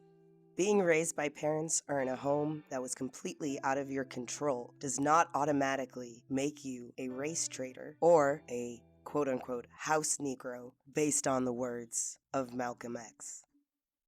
Lewis Clark was born in Madison County, Kentucky in 1812 to an enslaved mother and enslaver father from Scotland. After escaping from his plantation in 1841, he reached Canada, and in 1845 he published a book, Narrative of the Sufferings of Lewis Clark. Lewis Clark believed that some house slaves were worse off than field slaves. Quote, "There were 4 house slaves in this family, including myself, and though we had not, in all respects, so hard work as the field hands, yet in many things our condition was much worse. We were constantly exposed to the whims and passions of every member of the family, from the least to the greatest. Their anger was wreaked upon us. Nor was our life an easy one in the hours of our toil or in the amount of labor performed. We were always required to sit up until all the family had retired. Then we must be up at early dawn in summer and before day in winter." Gad Human and James Walvin, the authors of Slave Work, a 2003 book, state, "The domestic life of whites was dominated by slave domestics. Visitors were struck by the huge numbers of black servants working in and around the homes of white people in their slave colonies. Nannies and nurses, cooks and washers, gardeners and cleaners, each and every conceivable domestic role was undertaken by slaves. Overwhelmingly, women, slave domestics, faced different problems from their contemporaries in the fields. Though perhaps better off materially, domestic slaves often had uncomfortable relations with their white owners. They faced all the potential aggravations of close proximity, from sexual threats to white women's dissatisfaction and anger. As in President Thomas Jefferson's household, the presence of lighter-skinned slaves as household servants was not merely an issue of skin color. Sometimes planters used mixed-race slaves as house servants or as favored artisans because they were children or other relatives. Several of Jefferson's household slaves were possibly children of his father-in-law, John Wales, and the enslaved woman, Betty Hemings, who were inherited by Jefferson's wife upon her father's death. In turn, Jefferson himself had sexual relations with Betty and John Whaley's daughter, Sally Hemings, the half-sister to Thomas Jefferson's wife. Now, are you all the ones who supplied DNA? My uncle, my Your uncle mother's did. brother. My brother. Yeah, And he your was a brother male line did. descendant that fit the bill. Yes, and to continue the former discussion, I hate to tell everybody, but we're related to Martha Jefferson also. Therefore, we're related to Jefferson's children because Martha's father was John Wales, who fathered Sally Hemings. Right. Yeah, Interestingly enough. I wasn't even going to bring that up. That's right. Martha's father. So, okay, Right. They were Sally Hemings, who was the slave to Thomas Jefferson, was really the half-sister to Martha. Thomas. See, okay, I should have brought it up. I thought y'all knew that already. She was the half-sister to Martha. Right. That's Yeah, right. right. Wow. So one way or another, we are related to the Jefferson family. You know, either both ways. So we're in, I guess. We don't know how Sally Hemings would have identified herself. She was 3/4 European and 1/4 African. In 2 separate censuses taken near the end of her life, Hemings' race is recorded as white in one and as mulatto in the other, hinting at shifting notions of her identity. Of her surviving children, who were 7/8 European and 1/8 African, 3 passed as white and 1 identified as black. Race did not cement Beverly, Harriet, Madison, or Eston Hemings' status as slaves. It was the fact that their mother was enslaved. Children, no matter their racial background, inherited slavery from their mothers. They are in slavery. There are not that many choices that they can make because the law is the thing that defined their society, their status for the most part. You really began to see it when Beverly and Harriet leave Monticello, Jefferson's son and daughter, leave Monticello to live as white people, meaning that they can't have any more easy access to their family. Now, it's pretty clear that they kept in contact, even people who passed for white. And it's sort of an interesting term, thinking of passing for white, because by Virginia law, they were 7/8 white and were therefore white. They did not have the one-drop rule that develops, with Jim Crow and then and gets sort of really solidified in the 20th century. But one of the consequences is having to leave behind family. Now, while they're in slavery, they live like enslaved people, except to the extent that Jefferson allows them, the sons at least, much more autonomy and treats the women differently. They don't have to go to the fields and do the kinds of things that are associated with enslaved women, or lower class white women for that matter, on farms. But you really get to see it as they are dispersed after the family begins to move apart, and some of them stay in the white community, and some of them go to the white community, and some of them stay in the black community. So what that really means is the loss of family and the loss of family ties, which had been very important in slavery. One of the things that I saw when I was working on the book is how close the family really was. I mean, they name one another after the kids. That's one of the confusing things about it. There are a lot of Sarah/Sallys, Marys, and Bettys. The racial aspect of it changes after they pass for white, because they can't have the contact with their family, ready contact. They kept in some contact, but not the kind that they would have been able to have if they, remained black. It's a system of oppression that privileges lighter skin tones over darker skin tones. One thing to remember about colorism versus racism is that color is not a synonym for race. People can be the same race and have different skin tones, and people can be different races and have very similar skin tones. What I experienced at 5 was an example of colorism, because my sister and I have the same mother, we have the same father, we are the same race. So these women were distinguishing between us based on the particular shade of our complexions. Growing up in a household as a dark-skinned girl with a light-skinned mother and a light-skinned sister, the differences in how people treated us was very apparent to me. And the notion that I could not be a heartbreaker because I was darker-skinned showed up many more times throughout my life. And while heartbreaker status was supposedly inaccessible to me, heartbreak seemed readily available.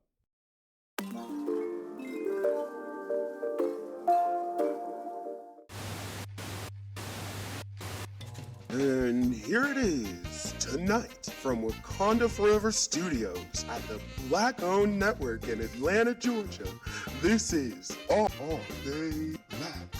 And now, folks, your host, the legendary Mr. Bob Parker. Thank you, folks. Thank you. Yes. Good evening. Good lookings. This is your nightly game show host, Bob Parker, and this is All Day Black. Tonight's matchup is going to be one for the TV history books. For the first time on Are They Black, one of our contestants is white. Yes, we have an oppressor as a contestant tonight, ladies and gentlemen. Everyone say hi to Miss Colin Isaac.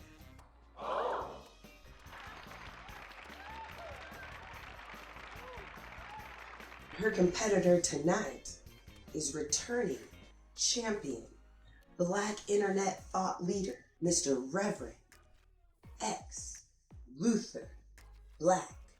Wakanda Power Forever to Siway Jackson Jr. III. Give it up.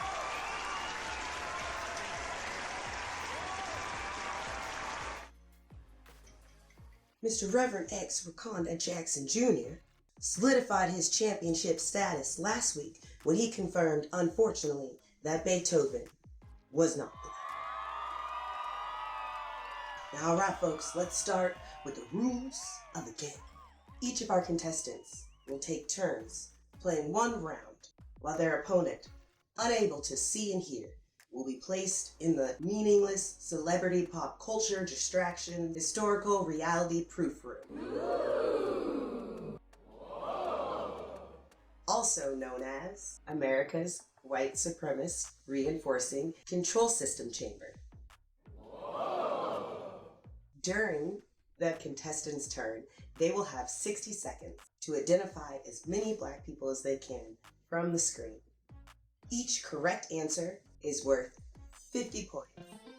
Each contestant can request up to 2 hints, but for each hint, their correct answer will lose 10 points in value.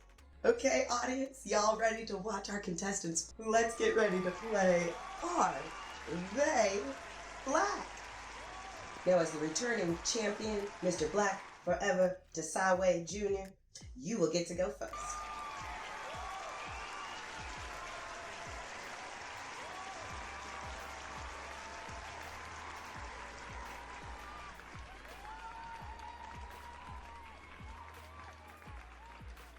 So let's have Miss Eisner escorted to the reality proof room.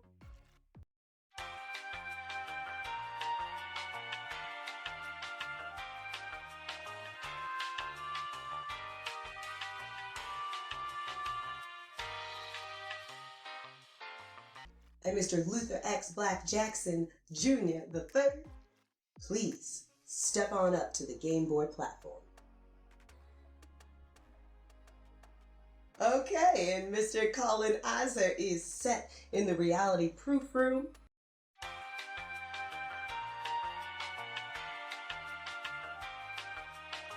Now, Mr. X Jr. III, are you ready? Solid, brother. Let's go ahead and get 60 seconds on the clock. Okay, Mr. X Jr. Are they black? I'm gonna need a hint. Does she like her grits savory or sweet? Yes, this young lady likes their grits sweet. I'm gonna ask for one more hint. Have they ever been to a Dave Matthews concert? No, this lady has not attended a Dave Matthews concert, but she does have a t-shirt. Interesting. Black.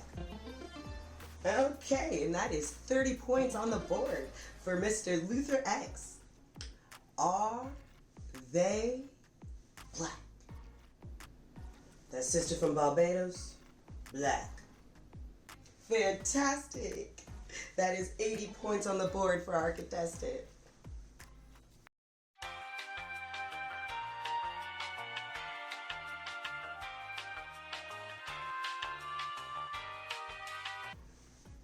Are they black? Damn, son. I'm gonna need a hint for this one. Okay, contestant has asked for a hint. Here is a picture of their parents. That shorty a little light yellow bone, but black, I guess, legally. Contestant has decided the shorty is a little light, but legally black. And that is a fine answer, Dr. Reverend Wakanda X, ending the round with 120 points. Well, our champion has thrown in the full hat with that round, but will it be enough to keep the Are We Black Championship title? Stay tuned after these brief messages for our next round.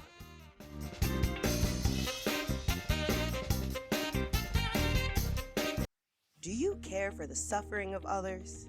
Do you long for a sense of belonging and a feeling of wholeness? Do you think that there is more to life, something more beautiful and true? Well, don't let these foolish thoughts trouble you. Ask your doctor about capitalism. Capitalism is the most widely used prescription today to treat those suffering from love and hope. Its amazing effects work systematically by creating various coercive hierarchical power structures designed to benefit a privileged few at the expense of the majority. If that sounds too clinical, don't worry about how it works. It just does. This prescription includes convincing yourself that you will attain happiness by working hard all your life to make your unseen employers rich, for which you will be graciously promised a competitive wage and benefits, which should probably be considered free given rights. But no worries, soon you'll be praised for all of the things you buy with your limited income and the words you say that promote the status quo. This may distract you from having long-term relationships and enjoying the simple things in life, most of which the history of humanity has shown to do actually brings us well-being. Do not let that deter you. Capitalism is truly the modern wonder. The more customers who use it, whether or not they want to, the more it will bring many great changes to our planet's future. We suggest that you continue to use capitalism even if you are allergic to any of its ingredients, which includes authoritarianism, hierarchical oppression, private property enforcement, illusionary political participation, alienation from direct democracy, freedom from freedom. The side effects include exhaustion, unfulfilling work, competition with strangers leading to alienation, depression, FOMO, unsustainable consumerism yet never having enough, obedience to those who don't care about you as a person, endless hours watching TV and social media, loss of self-determination, horrible working and living conditions abroad, environmental damage, guilt, denial, unrealized dreams, a wasted life, and even a hollow death. If you have any serious pre-existing conditions like anarchist or liberal socialist thoughts, seek immediate medical attention. Ask your doctor about capitalism. Our team of celebrities, corporate millionaires, and media organizations are here to reassure you that it's the best thing you can possibly have. Get prescribed capitalism today, so you can be a part of ending humanity, because saving it would mean you'd have to sacrifice all of your stuff.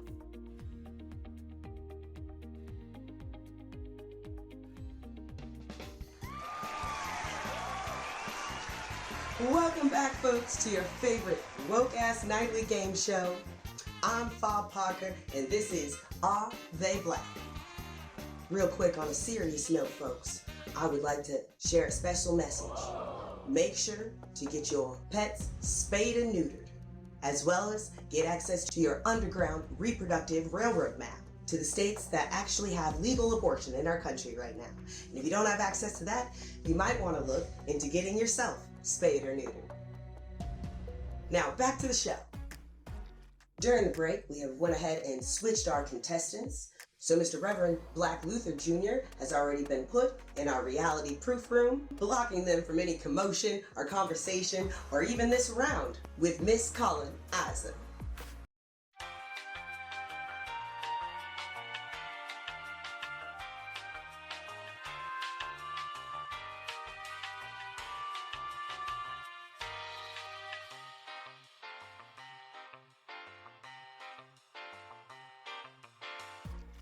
Then Miss Colonizer, would you go ahead and step up on the game board platform?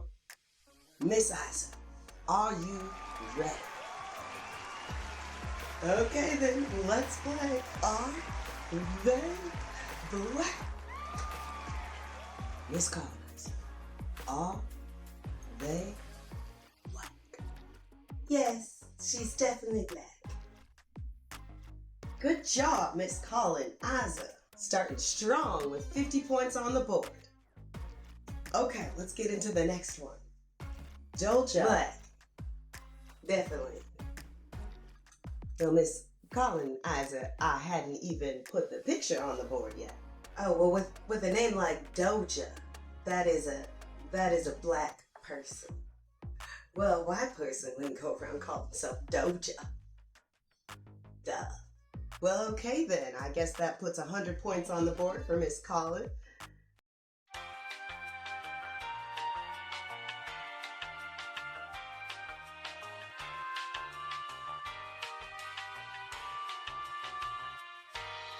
Are they black? Oh, black. It was pretty obvious when she used all that voodoo magic on Prince Harry. I wonder how dark-skinned that baby gonna end up turning out. Ah, and that is the buzzer!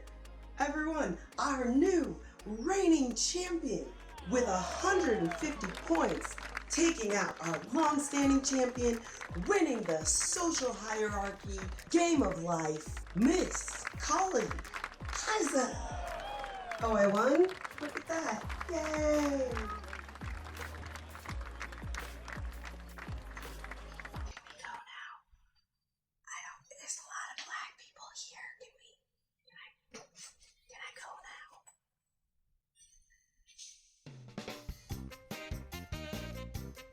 Well, that's all for tonight, folks. Thanks for joining us.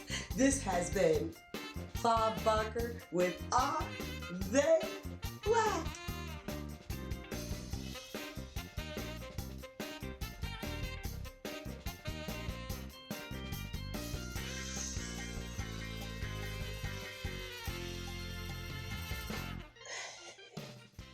Two hours later.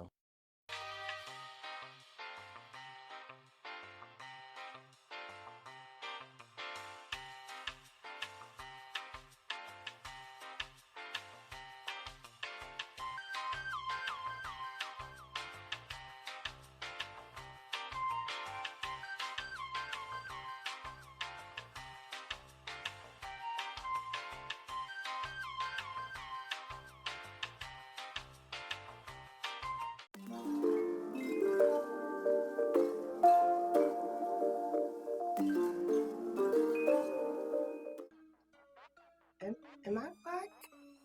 Am I black? I think I am. Something I may not have mentioned on my channel before is I am actually biracial. My mom is half black, and as far as I know, the white side of my family is German, but they haven't like done a DNA test, so it's just like based on, you know, passing it down through the family. And then my dad was 100% African American, and that makes me 3/4. But as you can see, I am also dark-skinned. I would be considered dark-skinned. I have been considered dark-skinned.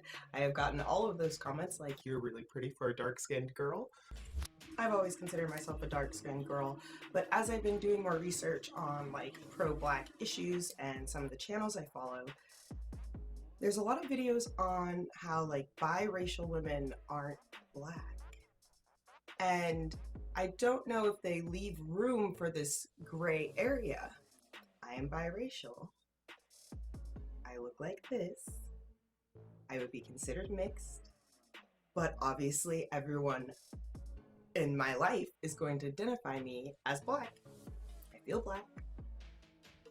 I want to be able to promote black messages and support the black community. I want to collaborate with other black women. Like, so I struggle with this because I'm like, where is the space for me? Am I black or am I not? Should I start identifying as biracial? Would that confuse people? Is that part of our societal misunderstanding of biracial? And I don't know. And then what does that mean when it comes down to like colorism and being biracial? Because again, you have this situation where there are 100% black people who are very light-skinned.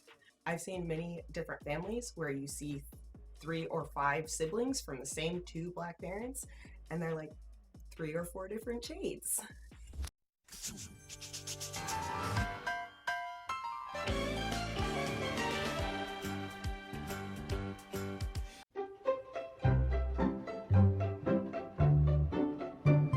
So I guess I'm trying to wonder, like, does it matter how you identify inside, or does it matter how people are going to identify you or group you outside, in the outside world? Because in the outside world, I'm black.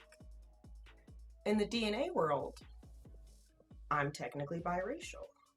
In my mind, heart, and soul, I'm black. I've always said, kind of in a joking manner, but in my mind, mentally, when I think, is someone black or not, I think about if it comes down to life or death. If the KKK, if the alt-right, if Hitler comes back, you know, a version of it, and they get to decide who lives or dies, I don't think they're going to check your DNA and say, oh, they're biracial. I think they're going to look at your skin color.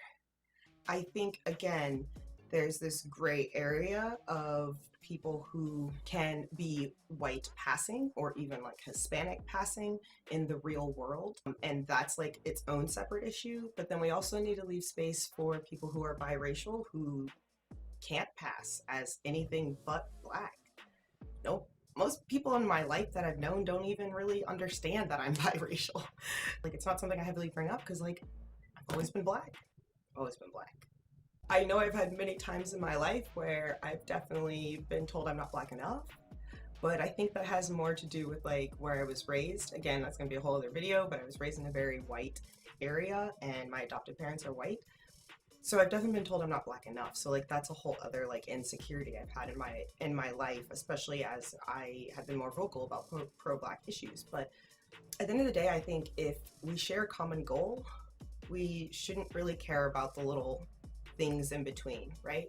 And so whether you consider me biracial or black or whatever you consider me from the outside, I'm still going to speak to these issues, and I'm still going to live my life like I'm black, and I'm still going to support the black message and black women.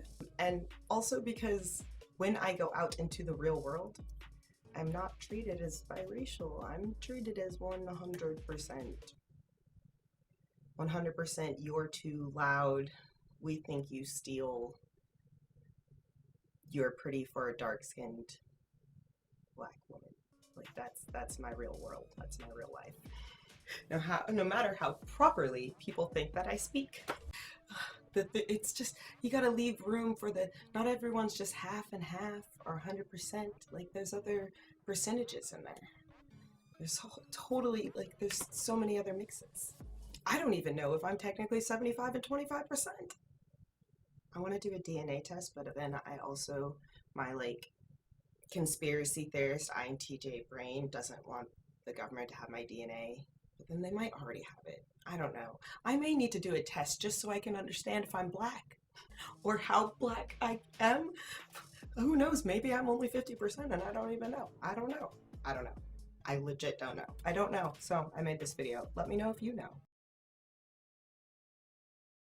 I think in America, unfortunately, the one-drop rule has kind of applied, where if you are, 5%, 10%, back in slavery times, you was still a slave. I identify as black. I will always identify as black. Pretty sure everyone else will always identify me as black, even though I am biracial. When things are changing rapidly, we can respond in one of two ways. One way is to close ranks with those we consider to be us and try to exclude everyone else. That's othering. Othering comes in many forms, but one of the most virulent is racism. The other way is to expand our conception of us to include as many people as we can. That's belonging. Which way will we choose? Well, that depends on the story we tell ourselves. So I think there are two dominant stories. One is the fear. Those people out there, they're out to get you. They're not like you. You need to be afraid of them, build a wall or kill them. And the other one is one of hope and love. It's like, we share something. We can create something. We share the earth. We share each other. And we can learn from each other. So those are two dominant stories. So one is one of fear. One is of hope. Fear or hope? These two stories have been around as long as there have been people. They coexist because the impulse towards both was literally wired into us. Colorism, quote unquote, close to whiteness, house Negro, mixed instead of black. All of these issues seem to stem around the black community creating belonging through othering. And the reason why we do this is because we have unhealed, unaddressed generational trauma collectively as a community. Rejection of mixed black people or transracial adoptees by the black community is exactly what white people want. That was the goal for all of the many systems of family disconnection for peoples of color in order to finish the final steps of the complete alienation and sanitization of our culture from our daily lives, as well as being able to pass these practices down to our children. Belonging is one of the #1 desires for human existence. It's what gives us purpose. As we deprive people of belonging, we cease to see their true humanity. We have a brain that's very good at classifying. We're very good at thinking about who our own group is and who may be threatening to our own group. And I think there are two systems in our brain that sometimes work against each other. So one is the system of fight and flight, and this is a system in the brain that is very prominent in lower species like amphibians and reptiles, and it essentially is involved with protecting oneself from other animals and attacking other animals for food. And then we have this other grander side in our brain, and this is the part of the brain that is involved with nurturance, empathy, self-awareness, being able to think more broadly about the survival of the planet, being able to think outside ourselves and thinking about the importance of others. Deep down, we all want to belong, to connect, to build things together, to solve problems together. In our heart of hearts, we know that that's what brings out the best in us. But if we live in fear, it becomes more likely that our reptilian side will take over instead. I think what's happening is you see someone or a group of people that have a shared characteristic. It could be something external or something in their behavior or something in their way of living, and you generalize, you mark those people, and you start to build all kinds of theories around those people, and you confuse those theories and beliefs as reality. And in that process, you lose sight of the shared identity of people, the shared substance of people. When we lose sight of our interconnectedness, our interdependence, well, then our humanity drains away. And we stop inventing all the incredible things like schools, libraries, civilizations that come from our species' genius for working together, for helping one another. Black individuals who are defensive or protective against mixed-race Black people, transracial adoptees, or Black people that were raised in predominantly white communities, I believe are just responding to both the trauma experience in their life as well as generational trauma, which has taught them to look for the red flags and signs of whiteness in order to protect themselves and their community for survival. This can sometimes trigger fight, flight, or fawn responses to interactions Black peoples who have these life experiences. This response can also be triggering to the mixed person or transracial adoptee because they genuinely believe that they are not a threat to Black people or the Black community.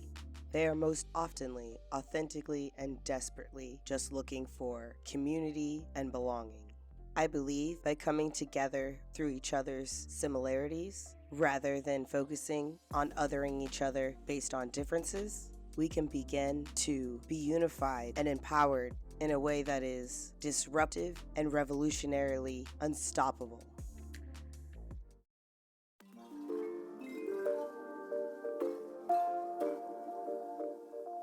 And I think Bel Air realizes this and wants the show to play this relationship up in the same way.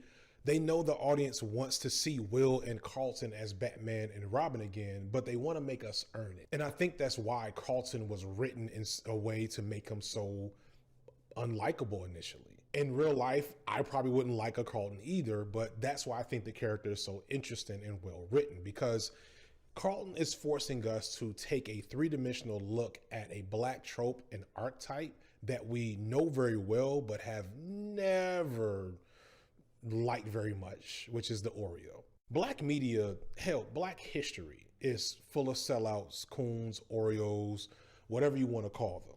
I feel like the last decade or so, we've seen a much better deconstruction of this archetype because they become much more difficult to escape. And we've also seen like more of a deconstruction in terms of where it comes from, as Black people who have had that fly in the milk experience get to tell more stories about what it was like for them growing up and why some of them maybe landed where they are now. That feeling of not being Black enough is still not fully fleshed out, but that's a feeling that a lot of Black people, nerds, weirdos, etc., have felt at times, especially when they're younger. African American culture, on the other hand, has a far different flashpoint, a different origin, because of how they experienced slavery. While all across the African diaspora, slavery is a salient point in all of our stories. African Americans have a totally different plight. Their experience is in the context of being cloistered with their colonizers. They literally live shoulder to shoulder with people whose ancestors have hung, chained, whipped, and raped them. I'm from a predominantly Black country, I don't have to subject myself to that dynamic. But where you could tell African Americans, these people who are far removed from their African heritage, where you could tell them to go, when you tell them to go back to their country. Because the United States is not only their home, it's their crime scene. So their culture is in the context of that. Their culture is in spite of that. When we start thinking about those black youth that grow up in all white areas and why their performance of blackness doesn't quite work, and we need to be empathetic to what that is. Will doesn't have the same alienating experiences of having to come of age under the white gaze and police his behavior at all times. Going back to my homeboy, Foreign Man in Foreign Land, we had a conversation once upon a time about why there's persistent conflict between black immigrants who have an experience primarily in their, all black nation versus us here in America, because they come here and they see our energy and the way we behave, and to them, without understanding what it's like to grow up next to your oppressors and colonizers, they don't get it initially. That takes a toll and changes you at your core. A similar thing is happening with Carlton. Carlton has to grow up around this all-white community who constantly subject him to a sense of otherness. And while I'm sure Will would gladly trade places with him, Will at least got to appreciate the fact that the community that he mostly relied on was also all black and gave him a sense of grounding in a culture that was wholly productive and beneficial to him. And so Will doesn't get that initially. He has no empathy for the types of compromises and sacrifices and traumas that Carlton has had to make probably since childhood. When Will sees Carlton's white friends all singing Hot Nigga, he responds accordingly as he normally would, letting them know that won't fly around him and putting Carlton in a bad situation, not considering that Carlton has probably had to make peace with the usage of this word since he was in middle school. Carlton probably reacted the same way that Will is now in the past, but with no real black community to retreat to, he probably had to just let that shit slide. I don't believe in performing blackness. Now stay with me here. Obviously, I understand the modification of black culture, but I do not believe black people raised in white communities are ever performing blackness, nor are black people who are raised in predominantly black communities. You cannot perform something you are. And this goes for all of us in the black community. We are never performing blackness. If it feels like a performance, then what you are doing is either not authentic to who you are, or the space and audience is not safe or supportive of any kind of black expression or representation. White people perform culture. We are the culture.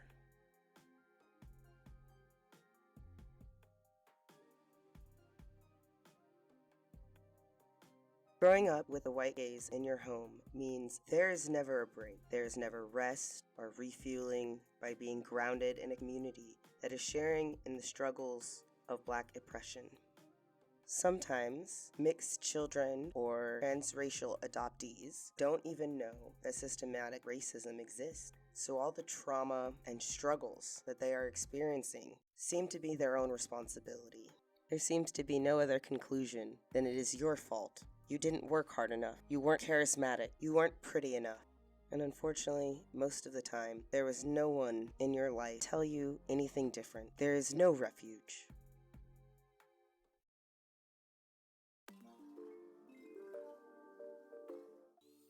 Four weeks ago, I was almost done with this documentary, and the script was half the size. And then Professor Flowers dropped a video called Moving Forward after being on a hiatus for months. I immediately stopped what I was doing and watched the entire hour and a half, and then sat back and cried my eyes out. Her story, her experience, her vulnerability, and sharing it with us moved my soul and gave me new insight for topics I wanted to cover in the second half of this documentary. It was healing. I highly suggest watching it and supporting her work. We need many more voices like hers, because we have so much more healing to do. Professor Flowers discussed the narrative that people, and yes, black people, perpetuate about transracial adoptees and how they should be grateful because there is an assumption that the material privilege they may have received from their parents made their life experiences as a black person less oppressive. But the way she says it is so much more kind and eloquent, so I'm just gonna roll the clip. Roll the clip. I need to shut up. Roll the clip. The type of comment that I've received is that my white family gave me a good life, and I should be grateful. I see these kinds of comments a lot when there are adoptees who talk about struggles around adoption, but it was especially gross to see comments like this be used to push a narrative about how I'm ungrateful to my white family, and that I went to genocide white people because of my ungratefulness to them. Regardless of someone's race, don't assume that an adopted family gave a child a good life. You just don't know. But especially when it comes to transracial adoptions. Transracial meaning that a family adopts a child of a different race, not that the person has changed races. There are so many racial issues that come with these kinds of adoptions. There is a problem with white families thinking that they can help Black children by helping that child assimilate to whiteness. That in itself is a problem. Even if a family can offer financial stability or a good home life, which is not always the case. Growing up in an environment that punishes you if you try to appreciate Black history and culture, but rewards you for assimilating into white culture is a traumatizing environment to grow up in. So don't say that to adoptees. Don't assume that they were given a good life simply because they were adopted. And don't assume that the adopted family was also financially stable and had a healthy family dynamic, because that's also not always the case. So this is another thing that I just do want to expand on, actually. So a lot of times I'll see people say that adopted kids should just be grateful that somebody took them in. Not only is that not true, it's an extremely bigoted thing to say to someone. Adopted kids are still children, and if you're an adult not prepared to have kids but are choosing to have kids, that's on the adult, not the child. It's never a child's obligation to be thankful for being brought up in a harmful environment, adopted or not. I think that's something that people don't really understand about adoption, is that you are specifically going out of your way to have a kid. Sometimes people can accidentally get pregnant and then decide to have a kid, but you don't actually accidentally adopt a child. So if you're going to intentionally adopt a kid, don't put them into an unhealthy environment. That responsibility is on the adult, not the child. So if you're going to be adopting kids with this mentality that this kid needs to be grateful no matter what happens, then you shouldn't be adopting. Stop putting that on adoptees. It's dehumanizing. Just as biological children don't need to feel grateful and obviously have a complex relationship with their parents where there's often love and also areas where they feel let down, it's the same with adoptees. So please don't condescend to adoptees and let us be fully human. It honestly feels dehumanizing to me that I have to even say that adoptees still have these human experiences of these complex relationships with your parents, just as biological children do. With that said, when there's conflict between my parents and I feel really sad about it. Most people want to get along with their parents, wish that they could, and being adopted doesn't make that any different. When there is conflict with my parents, I would like for there to be a way to work out that conflict, as many people wish with their parents as well. And the fact that people saw a Black adopted person talking about colonialism, and they thus concluded that I wanted to genocide my family, is so disgusting. Me being Black, me being adopted, doesn't change that I love my family, and the fact that you were able to see a Black adoptee and make these conclusions about white genocide, so disgusting, so racist. I have no words.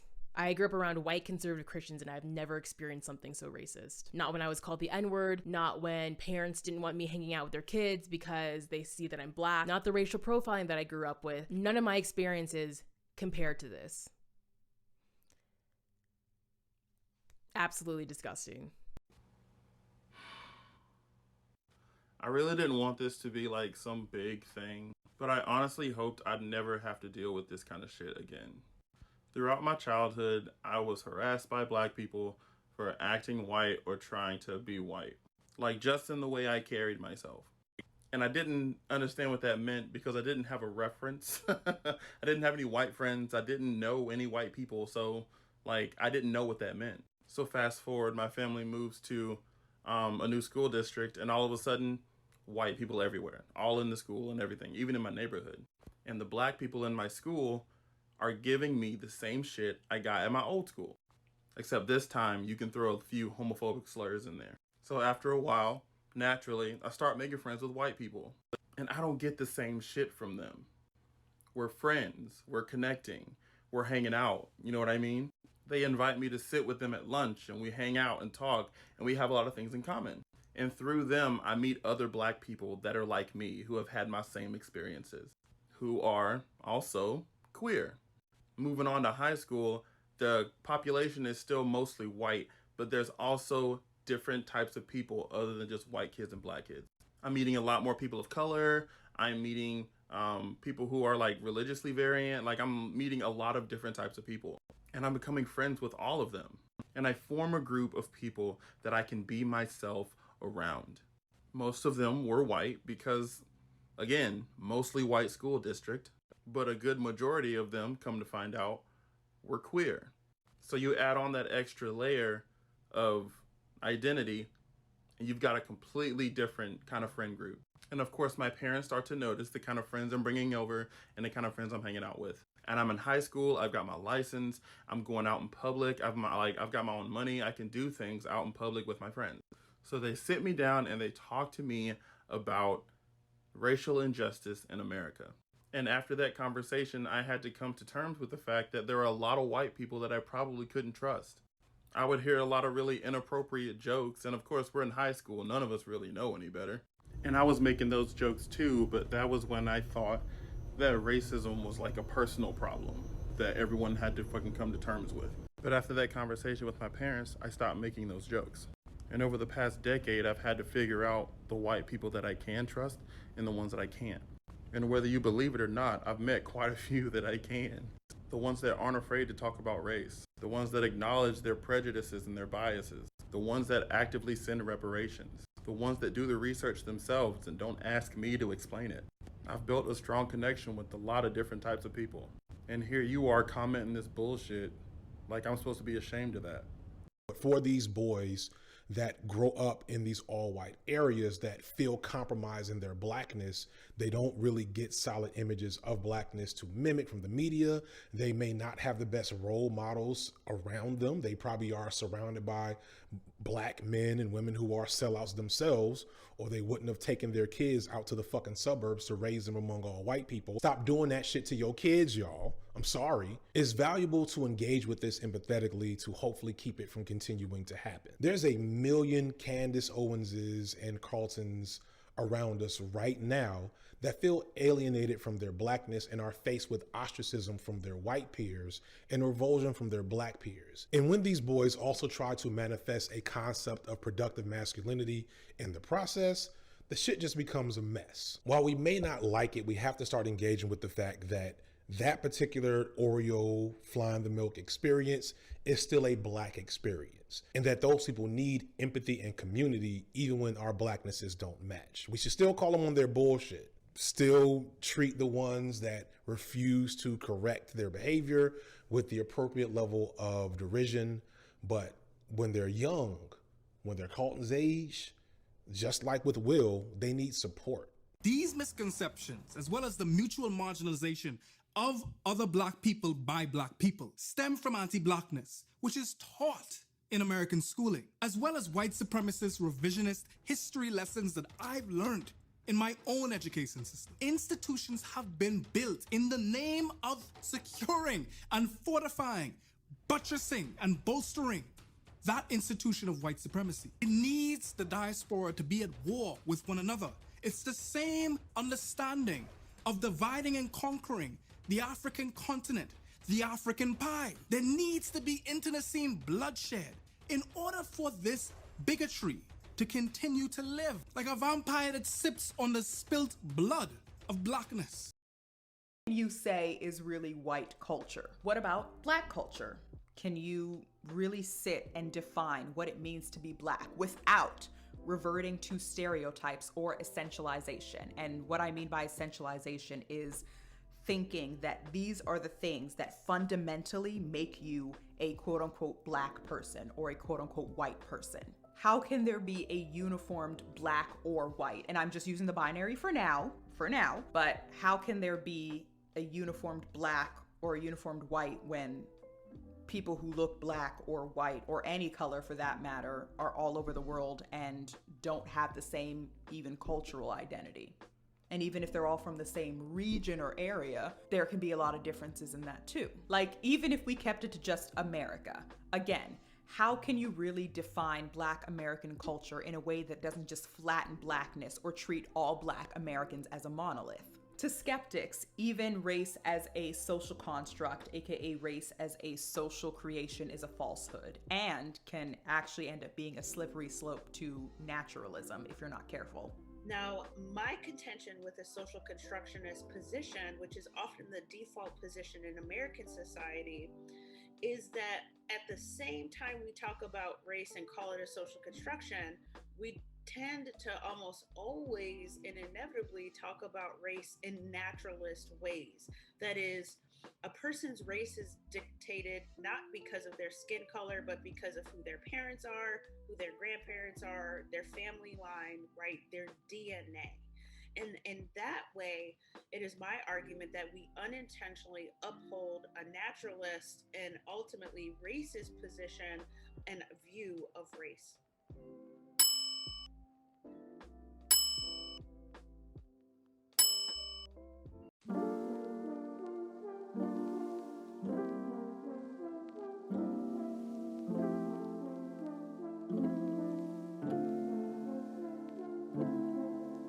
So after spending last weekend for my birthday with my tribe, my core community group of friends, and being able to have a few more discussions about this topic and about my own life experiences, I had some additional thoughts that I wanted to add into this segment. And I want to kind of discuss the psychological cognitive dissonance that is going on with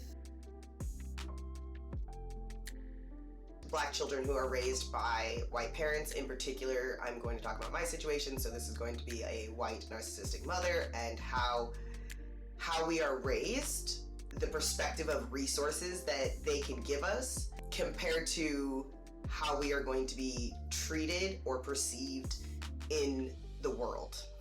So I was, and I have confirmed this in my research and discussion with other humans that have had similar experiences, I was programmed and taught to expect a privilege in the world that wasn't given to me.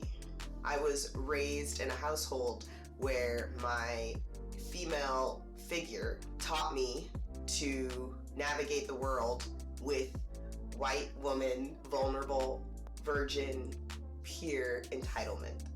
And this is why when I was younger and I was still finding myself, I oftentimes was described as stuck up or conceited or thought way too highly of myself. And I look back now and things I said absolutely came off that way, but also I think it was a strength because it was protecting me from a lot of the narratives that are put on and given to Black people within this country. This narrative that my mother put in my head as a child has protected and kept me safe in my life. Not all the time, don't get me wrong. It's also got me in some conflict. So reinforcing the white patriarchy was instilled in me as a child, even though I fought it, because it's not really who I am as a more dominant, non-binary, femme-presenting person. I was a tomboy growing up, like wore nothing but like guys' clothes and like basketball jerseys until I think I was about 13, and I was in Old Navy. I will never forget this because it was traumatizing and life-changing. I tried on a pair of flare leg jeans that were just coming in style. I had never put on a fitted pair of jeans in my life. I had always wore like baggy fucking like Jinkos or FUBU. And what happened was I put on the jeans, I came out of the dressing room, and it was the first time that I had gotten genuine, authentic validation and attention from my narcissistic white mother as a woman, as like an adult, as like a young, developing woman. I was always treated like a child. I mean, I was a child, so that makes sense. But I'm just saying, like, I was going through puberty, you know what I'm saying? Like, it was the first time that, like, parentals in that space, like, gave a validation of beauty, of femininity. And it was also traumatizing because then I went extremely the other way. But it was never because, it was always performative. Especially growing up, for my mother. The way that I express my femininity is not how I was taught in my household, the way I was raised. So my mom's validation motivated me to continue to do those behaviors to receive more validation because, again, belonging. I was raised, and it was instilled in me, I want to emphasize this, okay? I was raised to believe that I am deserving by just showing up and being put together.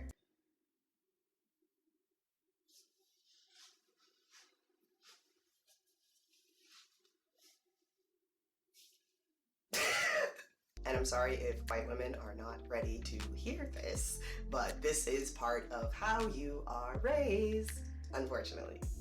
I am deserving by just showing up and being put together. I have nothing to prove to nobody. Any privilege I receive is a blessing and gift from the Lord Jesus Christ, our Savior. Amen. Because we are pure and holy virgin Christians. I deserve to be in any room, to take up space, and to be heard, no matter what. And when it comes to my career, as long as I work hard, I deserve and am entitled to all of those things as well. I grew up under the narrative and programming that my existence is deserving of celebration constantly as this woman. Holy fuck, I'm just realizing it. I was raised in a household that taught me to be as entitled as a lady enslaver of the fucking antebellum era. This is why I've always said I am actually really glad that I was not raised in more money and that my parents have been such cruel people about sharing money with me as an adult. I'm glad for that because I would be a pretentious cunt, okay? I wouldn't be doing this shit. I would. It wouldn't be good, okay? Can you imagine me running around here with this thought process, but also having like all the access to resources? Not gonna be good. Scares me, actually, to think that. I could have been one of the most evilest capitalists. The female Kissinger. This is all a game, okay? Being a white woman in America, especially if you are from money, especially if you are pretty, it is all a game. And I'm gonna be perfectly honest, I am estranged from most of my family, and part of why I am estranged is because my mom's inability to deal and process with the fact that she taught me the game and then I played it better than her, even though the game was not built for me. And again, I think that this narrative has been a strength and a weakness. It's been a positive and a negative in my life, and I've had to grow and heal and process to see when I can use it as a tool, as a strength, and when I need to shut the fuck up because I'm being a bitch. But it's taken time to really process and have friends that care about me enough to really have this difficult conversation of like, what is it? What is it about me, about how I present that is turning people in the Black community off? Because I'm on your team. I'm on your team. And I needed to understand it so I could improve how I present, how I'm presenting my information. And this is kind of what we got down to. I've never walked in a room and felt like I don't belong here. That wasn't a narrative I was raised with. I've never met a white male authoritarian figure, boss, coach, elected official, that I had anxiety or fear talking to as a peer, taking up is just as much space as they did in the room, if not more. That's never been uncomfortable for me. It has probably been unsafe for me at times, but there's this crazy thing about not understanding the danger you're in. It doesn't affect you till later. My experiences in my 20s, partying, having relationships, being a stripper, I was rescued and protected by white people often. I held space in those social groups just as much, if not more, than the white women. The male counterparts, even though they paid for everything in our social group because they were financially privileged, I was looked at as an equal to the men in our group. And just to give some more context, not looked at as an equal, like I was looked at as a man, I was looked at as an equal, as in power and how much space to take up, like when it came to figuring out planning and organizing details, or like those organic moments where like the more feminine people in a group break off, the more masculine people break off. I was welcomed into the masculine spaces. And this isn't to brag, this isn't a like, oh, look at me. I don't look at those moments in my life as things to brag about. Now I look back at them and I go, holy shit, I put myself, wow, why did I, oh man, that motherfucker was racist. So I just want to add that in there. It's traumatizing. It hurts in the feelings, wherever those are. I didn't know about colorism or light skin privilege until I moved to Texas and black men started telling me that I was pretty for a dark-skinned girl, or smart for a dark-skinned girl, or well put together, or well-mannered, or add any other fucking absolutely harmful stereotype. That would be how they would introduce themselves, actually, before they'd even like ask me my name. As an adult trying to find community, I was completely ignorant of the fact that sometimes I perpetuated anti-blackness. I didn't know. We don't talk about race in white households. Remember, we don't see color. Race isn't a thing. So where would I have gotten the foundation, the context, the information to know what would be anti-black? I didn't until I had loving people in my life that were willing to mentor me, were willing to teach me, instead of making fun of me and calling me names. And I wish people who grew up within black spaces and black communities would actually do this more when it comes to mixed people or people who grew up in predominantly white communities. Please teach us. Please just pull us to a side and like educate us on some shit, because half the time we don't know. And that generally is probably not our intent, to be hurtful, harmful, or anti-black. Another struggle as I was coming of age was that because we don't talk about race, because I had none of this historical context, because I didn't understand these things, any roadblocks, any opportunities I didn't get, things that came up in my life that most people would very easily be able to attribute to a racist systematic structure, I didn't have that context. So it was my fault, personally, that I didn't get that job, that that person didn't want to see me again, that I was treated that way in that space. It had something to do with me. And this was something that my parents instilled in me as well. Anytime I had conflict or an issue with somebody, like at school, and I brought it to my parents, the immediate first thing that they would say would be, "What did you do?" This led to my lifetime rock bottom, to be honest. And I was living in Florida. Trump had just won the election. My adopted parents both voted for Trump. I was coming out of a relationship with a white man where part of the reason why the relationship was breaking up was he had a lot of racist friends. And when it came to my career, I had an experience where I just had white people say the thing.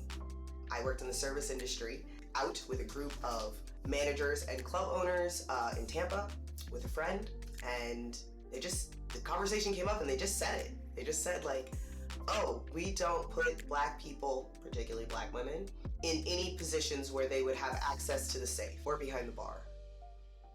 Which basically said, you will never be anything but a waitress or a bottle service girl. Bottle service girl? Why do we still call them girls? Woman? Bottle service woman. I just want to correct that. You will never be anything other than that in this town. In this state, fuck it. That's pretty much what they were saying. And I didn't know what to do with that.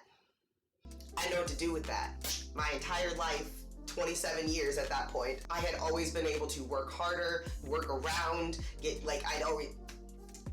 it came to a place where I was like, well, I can't do anything about this. And I went into a year of serious suicidal depression. It was my own black existential crisis. So I just want to emphasize, when you are thinking about the perspective in which to see people who've had similar experiences as mine, humanity, look at it like this. Our households didn't talk about race. As much as your household did, as many conversations as your family maybe did about how to protect yourself, how to talk to the police, that the police are fucking dangerous. I didn't know that. I didn't know that until I was like 23. Was in a lot of dangerous situations because no black people in my life would just stop and be like, hey, did you know that the police want to murder us? White people do not talk about race. So if you have a black person that was raised in a predominantly white community or by white parents, your assumptions of their understanding of systematic racism are probably inaccurate. And I need you guys to understand, I was 19 before I understood that there's a difference between saying the N-word with an ER than with an A. And not because I heard the N-word so much growing up. I knew you didn't say it. I only heard it once in 18 years of childhood. I don't know. Call it a privilege. Doesn't mean I didn't suffer from other aspects of racism, but that specific word. I grew up in Washington State, okay? In that part of the country, they aren't less racist. They're just less overt. I did, however, learn that lesson before 20. Almost got my ass kicked in the process, but I did learn it. Made it out alive. Once I was living in a more predominantly black community, there were different struggles. Most black people didn't fuck with me at all. I'm being perfectly honest. And the ones who did were light-skinned women. And the few whites. When I first moved to Texas, I had a fling for about 5 months with a Paul Wall looking white motherfucker. And I used to come over to his house and spoil him with financial gifts, and he would smoke me out and teach me about what the fuck spinning rims are and candy paint means. And that when people called me thick, it wasn't an insult. Like, it was like a whole boot camp, guys. Like, it was a whole thing. I was very studious. But again, if you notice the people that I mentioned, it was light-skinned women, people who are already ostracized, to be honest, from aspects of the black community, and it was the white people within the black community, poor white people that also grew up in the hood. I wanted to just share some of my experiences and try to help all of us empathize better with this experience by explaining to you, I think, the underbelly, the subconscious of what is going on. And I do understand why some of the behaviors that I expressed would be triggering to black people or would trigger their defense mechanisms. Now that I have more understanding, I am now more empathetic as well, and I've been able to heal more. Because these narratives, this brainwashing, it's subconscious. We don't know, we're ignorant, we're traumatized, we're brainwashed, we're not intentionally hateful. Please help us. We can help each other. See what I mean? There's data, information, tricks, little codes that are being said by white people that we understand that a lot of the black community may not, because we were given the cipher for the code. They give it to you in the little white meetings that they have. It's a joke, okay? If you're having white meetings, it's the KKK. Most of us are not Uncle Toms, are not Coons, are not Candace Owensons. Owensons? Candace Owens?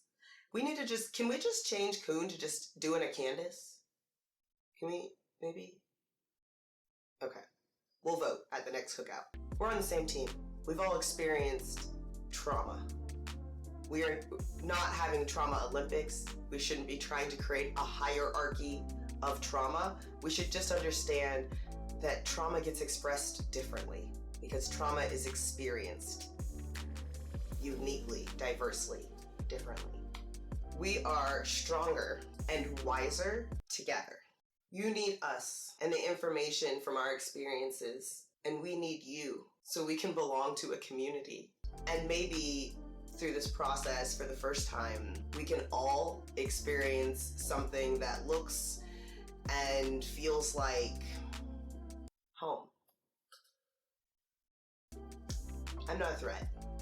I'm a product of settler colonization, just like you. I'm not a house Negro or a field Negro. I don't need to be defined as dark or light. I don't need to be defined as black or white. I am a fucking human being. Fuck your categories. Human being, fuck your categories. Human being, fuck your categories. Human being, fuck your categories. Human being, fuck 'em, fuck 'em, fuck 'em, human being.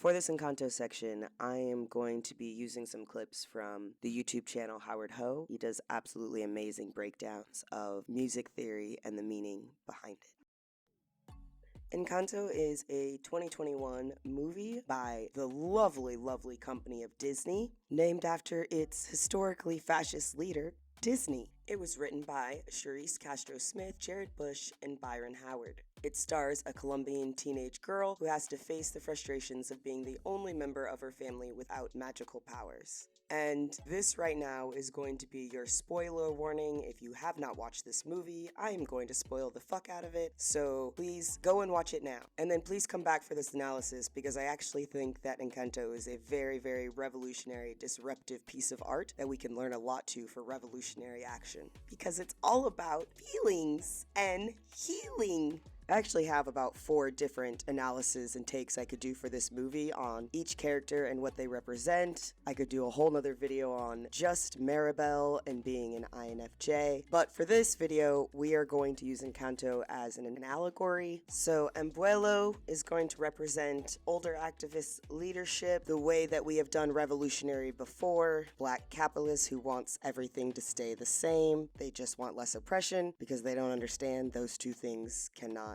happen simultaneously. They are intimately interconnected. Or if they do understand that relationship, they don't actually believe that liberation is a possibility, and so improving the status quo is actually their goal. And personally, I don't want prettier chains. I would like my chains off. Thank you.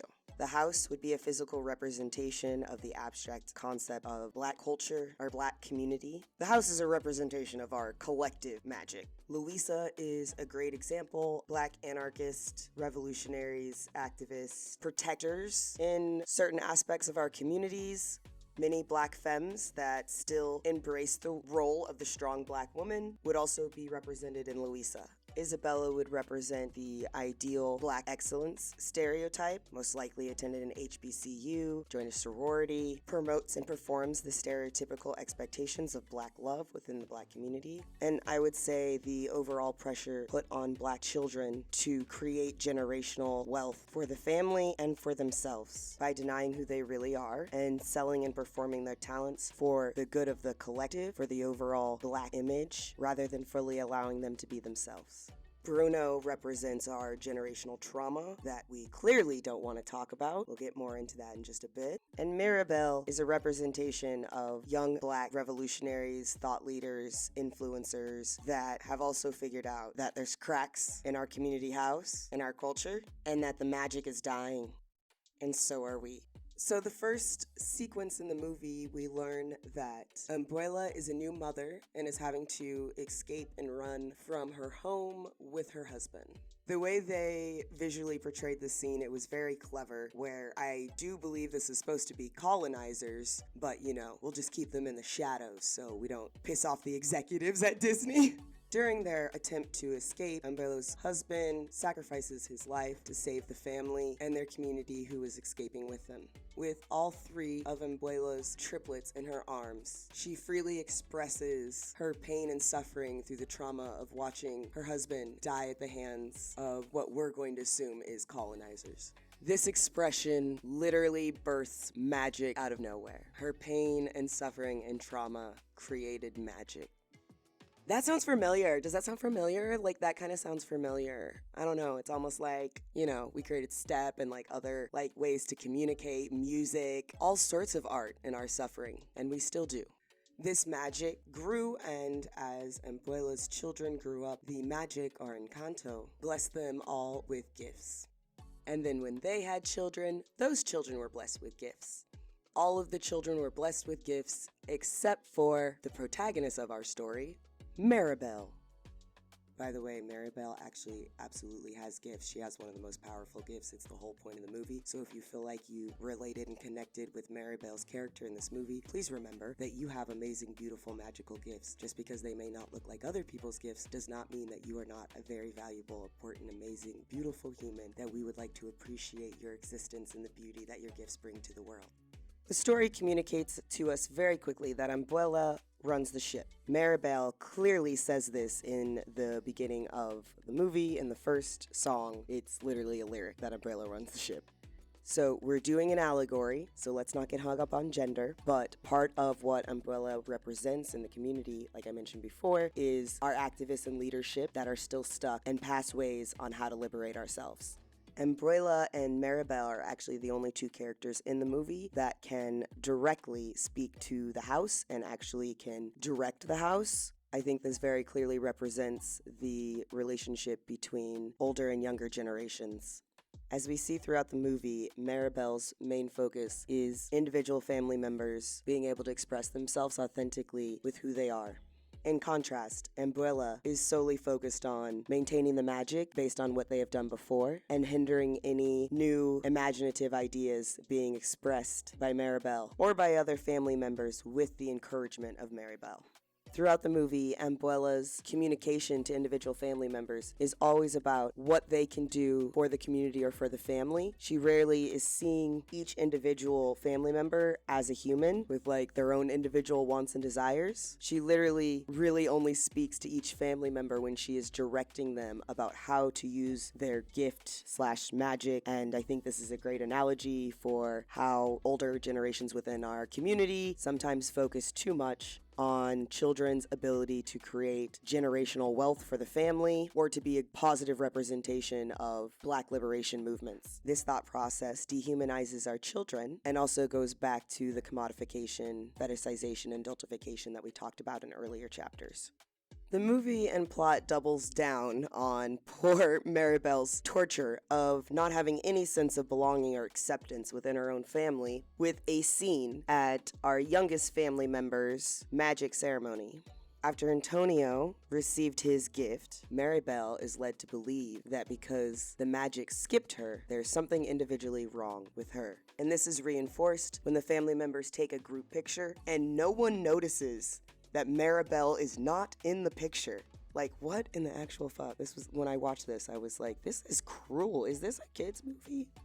And then I was like, of course, and these are valuable lessons that kids need to learn because this is actually happening to kids in their lives right now.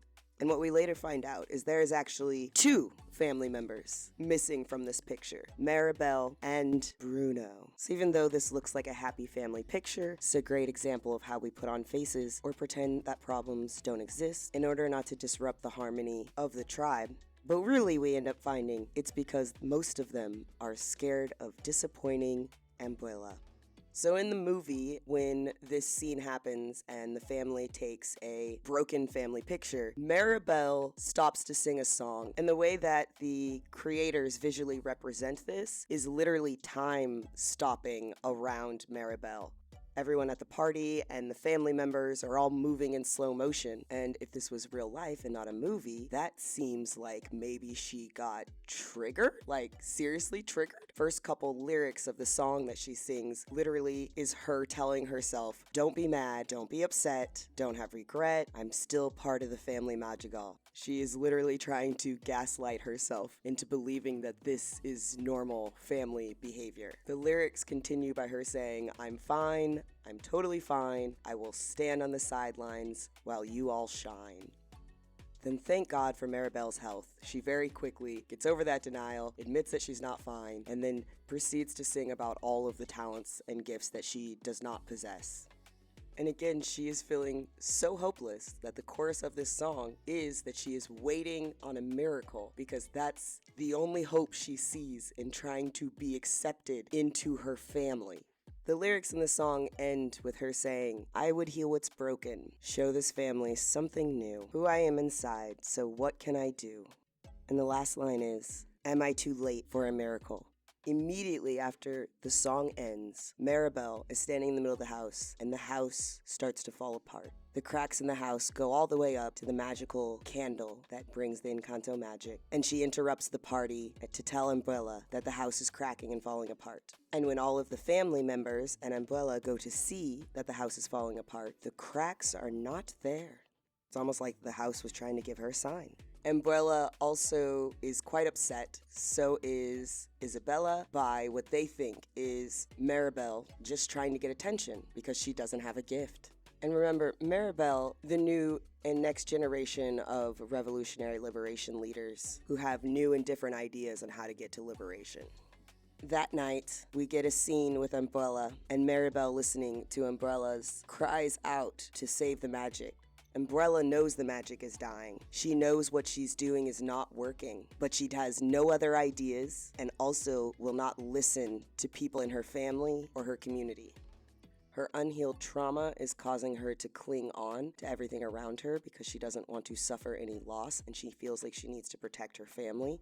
She's just not realizing in the process that she is kind of being abusive and controlling to the family that she is trying to protect, not allowing anyone to have individual autonomy or self-expression. I think this is a great representation of a lot of Black leadership, particularly in the last 2 years, not listening to the community, not understanding that the people are kind of done with toxic patriarchy, with anti-trans and queer rhetoric. We don't want to be capitalist, and we're really fucking tired. We're dancing around our house like Maribel, singing songs about waiting on a miracle.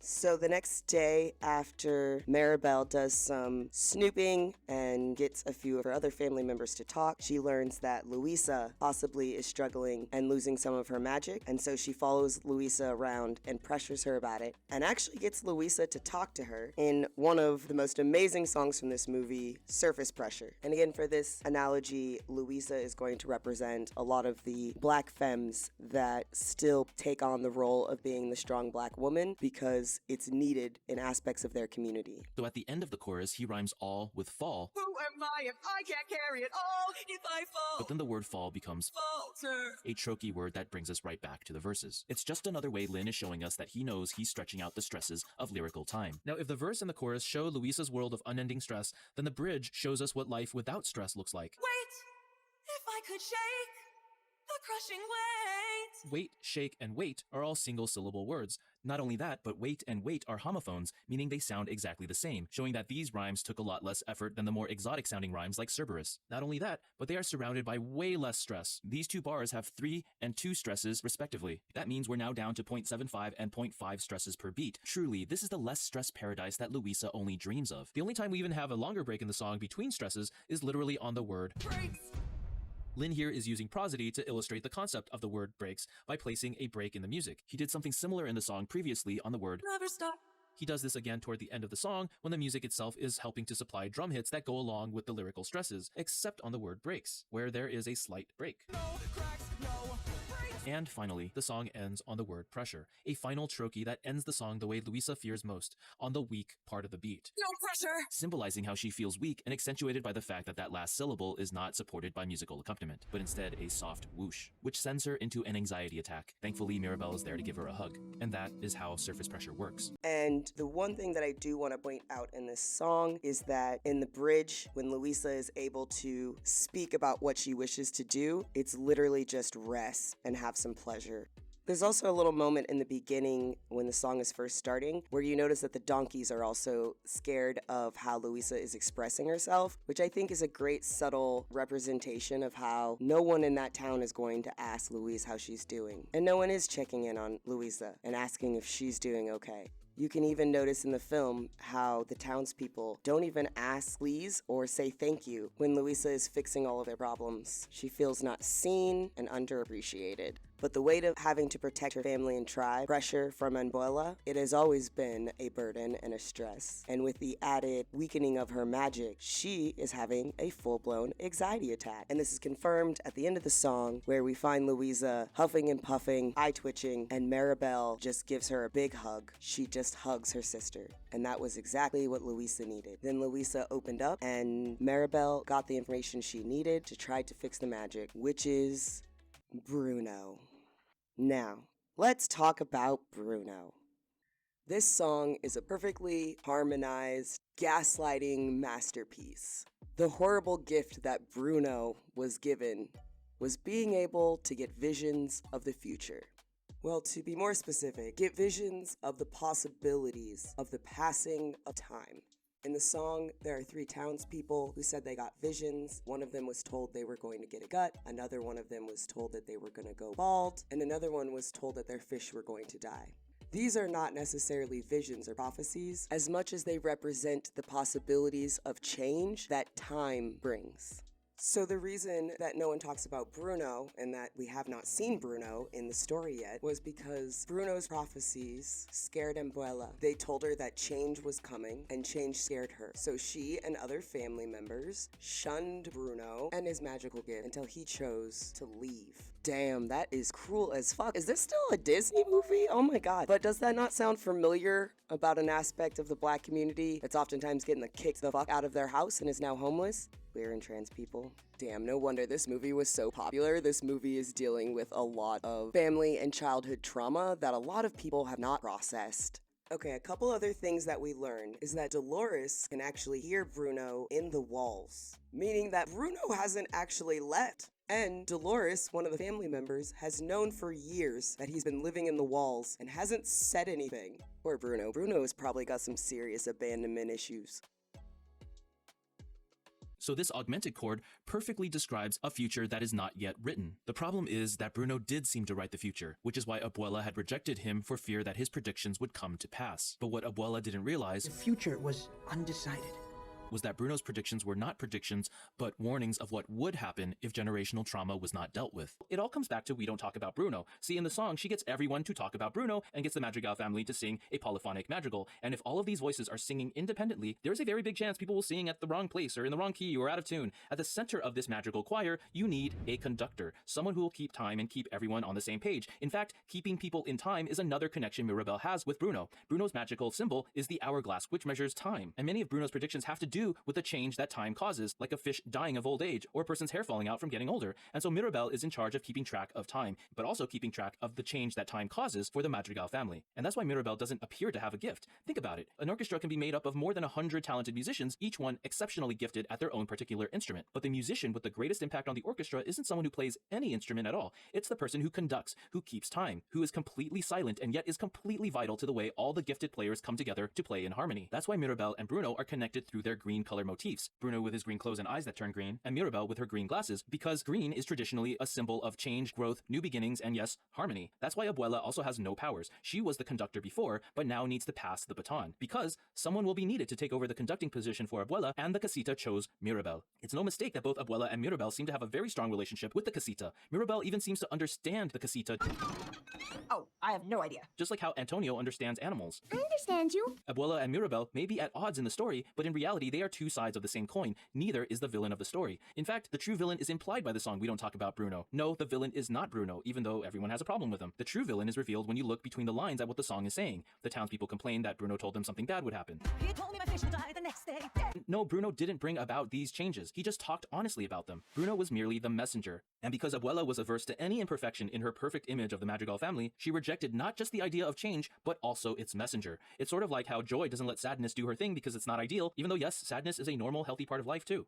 One other thing I did want to mention is that Isabella is the one family member who, when they talk about their prophecy from Bruno, it seems positive. She sings it while she's smiling and on a beautiful flower swing, but we learn a little bit later in the movie that this is all an act. She doesn't want to marry anybody, which means Bruno prophesying that she was going to marry somebody and have this perfect life is actually her motherfucking nightmare. But because she is also under the pressure of Umbrella and what is expected of her, she reinforces the cruelty to Maribel, specifically in a lyric in this song where she tells Maribel that she doesn't want a sound out of her. Like, poor Maribel. In this movie, we've had her lovely, beautiful, smiling, singing family tell her that she has no gifts, that she needs to sit down and get out of the way, that she needs to stop talking and be silent. Like, putting a fun bop and a good Disney animation to a story really can make what's going on seem a little less traumatic. The song's finale is a perfectly harmonized intermingling of all of the individual family members versed during the song.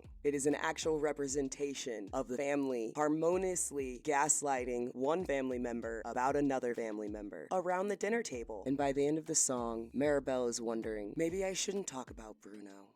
And remember, in this allegory, Bruno is generational trauma. We have to discuss everything that makes this song so amazing. First of all, yes, it's a song sung by the Madrigal family, but in a way it's also a type of modern madrigal. So what is a madrigal? Well, it's a type of choral piece that had its heyday in the Renaissance. It was known for being polyphonic, meaning many sounds, or in this case, many voices. Each voice is singing a slightly different melody, creating a sense of a tapestry where every voice is like a thread that weaves into a larger whole. And the epic ending of the song We Don't Talk About Bruno combines all the melodies we previously heard in the song into a glorious Madrigal family madrigal. Back to opera. With music, you can have 20 individuals all talking at the same time, and it's not noise, it's a perfect harmony. But within this danceable energy, each melody has to delicately fit with the others so that each one gets its turn to shine and be heard.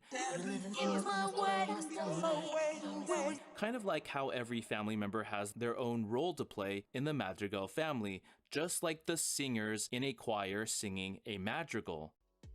We Don't Talk About Bruno is representing how the Black community doesn't want to talk about a lot of our generational trauma that we have not healed from, and our trauma responses are actually greatly harming other members of our community. So part of what I did in this documentary was I talked about Bruno.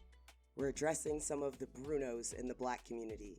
Trauma that we are still dealing with from slavery, colorism, the systematic, structural, sexual abuse of our children, particularly Black men, and the toxic white patriarchy that doesn't support them or give space for them to express themselves or their traumas and pains.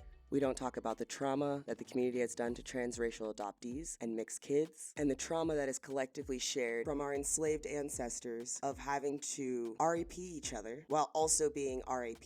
That is an untalked about generational trauma that is still plaguing our romantic relationships today.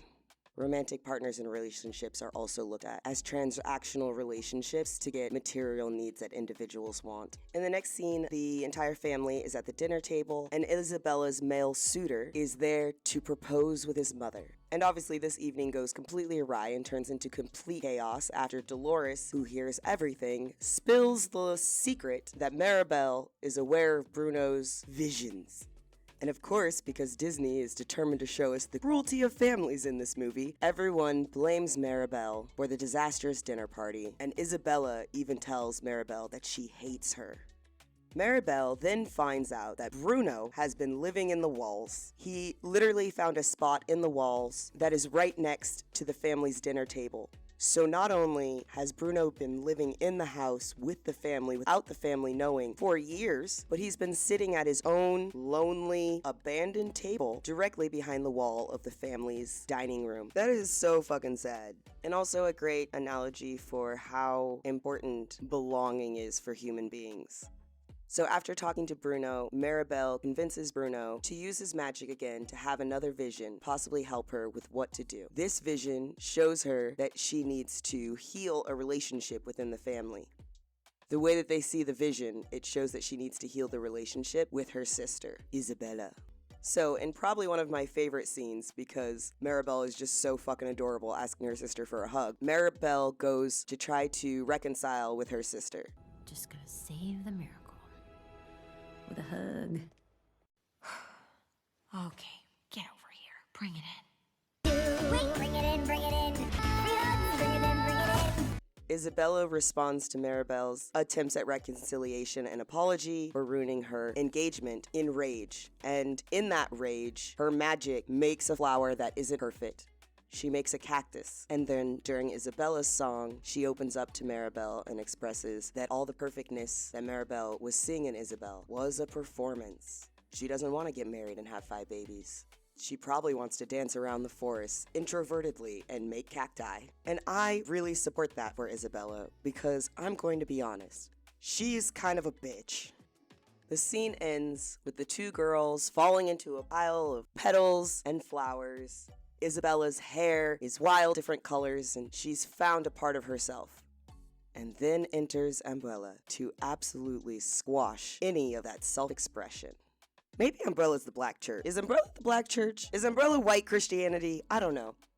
To my black people that still go to white Jesus Christian church, it's been almost 280 years. I'm gonna need you to realize that that ain't our Jesus. That ain't our God, and he don't give a fuck about us. I'm just saying, how long do we want to worship a religion that was used to enslave us? Also, maybe we should consider the fact that it's typically black pastors and reverends, cis men, that have been the patriarchal face of our liberation movements. And if our ancestral history is rooted in matriarchal communities and leadership, I'm not sure why we think patriarchal tactics will liberate us from our oppression.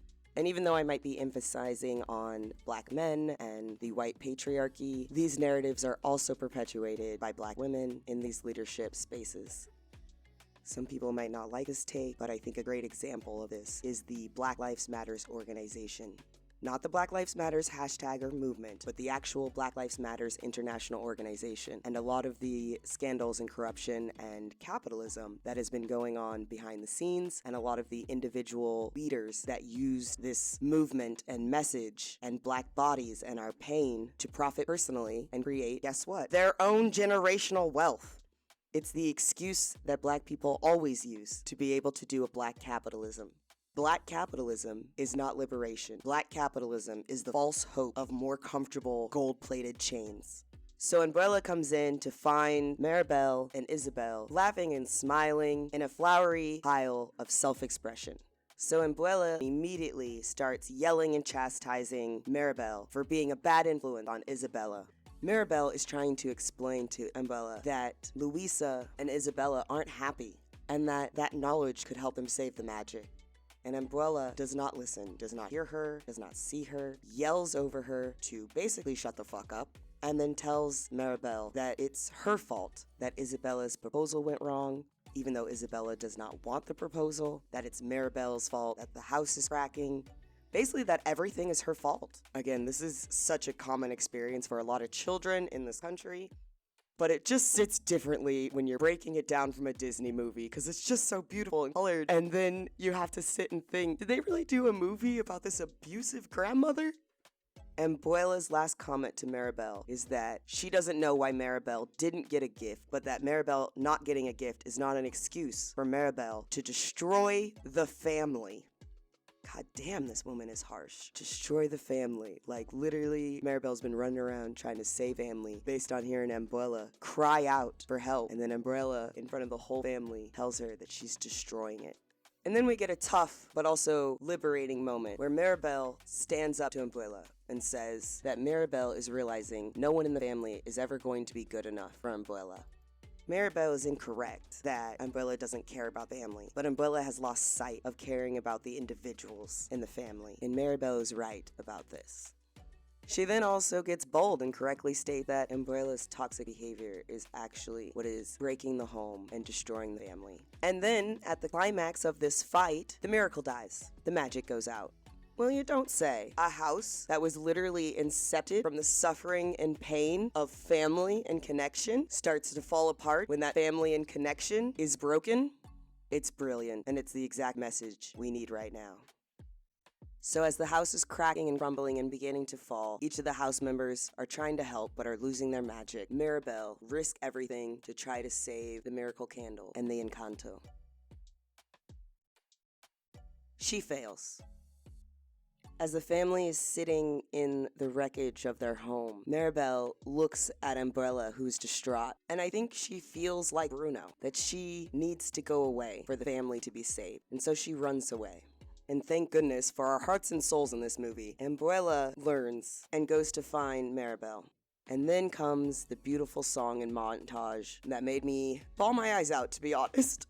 Each note you are hearing from the tiple is actually 3 strings plucked together, sounding like this one guitar is actually 3 guitars, echoing our theme of 3. 3. And it should be no surprise that the song is also structured in 3 parts, beginning, middle, end, that tell the story of 2 caterpillars, or oruguitas, which begin not just with caterpillars, but with little caterpillars, as indicated by the ITA added at the end of the word oruga, meaning that oruguitas is a diminutive form of the original word, implying that these caterpillars might be younger, corresponding to our young lovers. Then, in the next section of the song, the caterpillars must separate to form a chrysalis, where they cocoon. Then, in the final section of the song, the caterpillars are no longer caterpillars, but mariposas, butterflies, and must learn to fly off to the future, which is a perfect metaphor not only for the transformation happening in the family, but also for the specific way that Bruno, who represents the future, will have to be reintegrated to make that future possible. But we're just scratching the tip of the iceberg of Dos Oruguitas, because when you zoom into the heart of the song, the true meaning of 3 finally reveals itself. It's just one measure of a descending harp line in a triplet rhythm. And if you're wondering why triplets are being featured so prominently in this melody when so far we've associated it with Mirabel, well, at the exact moment we hear the triplet descending line, we see this shot. That's right, it's a shot of the triplets, Julieta, Bruno, and Pepa as infants. The entire time Mirabel was singing in triplets, it was because she wanted to fix the family, to restore the 3-ness to the family, which meant rehabilitating Bruno back into the family, thus completing the set of triplets. Mirabel's 3-ness may have felt odd and out of place, but really it was something that was missing and needed at the heart of this family, until Mirabel came along and brought it back. If you're thinking that they aren't triplets, well, the film actually confirms it. Earlier, we see Abuela reveal to Pedro that she is having triplets with the paper cutout. And of course, when the 3 triplets reunite, Agustin says, "The triplets are reunite!" In a way, each of the triplets represents the structure of the song, past, present, and future. Julieta uses food to heal the wounds of the past, Pepa's control of the weather is temperamental and always very present, and Bruno's visions are of the future. Lin definitely knew they were triplets as he was involved from the early stages of the film, and I have no doubt, being the chess player that he is, Lin prepared us for this moment in the most elegant way possible, where Abuela is now a single mother in a strange place, and she sees before her the key to her own future, her triplets, musically scored with triplets. Though we've largely solved the mystery of 3, Lin saves one more 3-ity for the end of the song, his checkmate moment. And it all has to do with the idea of Abuela seeing her own future in these children. In Dos Oruguitas, the final lyric of each chorus is on the words, "Su propio futuro," which means their own future. And so it's in the song Dos Oruguitas that we see Abuela finally sharing how it felt to be displaced by war, to lose her husband, and to raise triplets all on her own. Abuela finally releases her feelings about this painful past to Mirabel, who was gifted all along with the powers of empathy and being able to open people's eyes to who they really are. Open your eyes, open your eyes. Abuela realizes that her fear of losing everything again has made her rigid, controlling, and ultimately hurtful. That rather than predetermining someone's life through categorizing them by their gifts, each person is like an augmented cord, with the potential to go almost anywhere they want to go. Through the song of Dos Oruguitas, Umbrella finally shares, processes, and begins to heal from her past trauma. By sharing her past trauma, Umbrella is able to begin the healing process, not only in her relationship with Mirabel, but also with her family and with herself.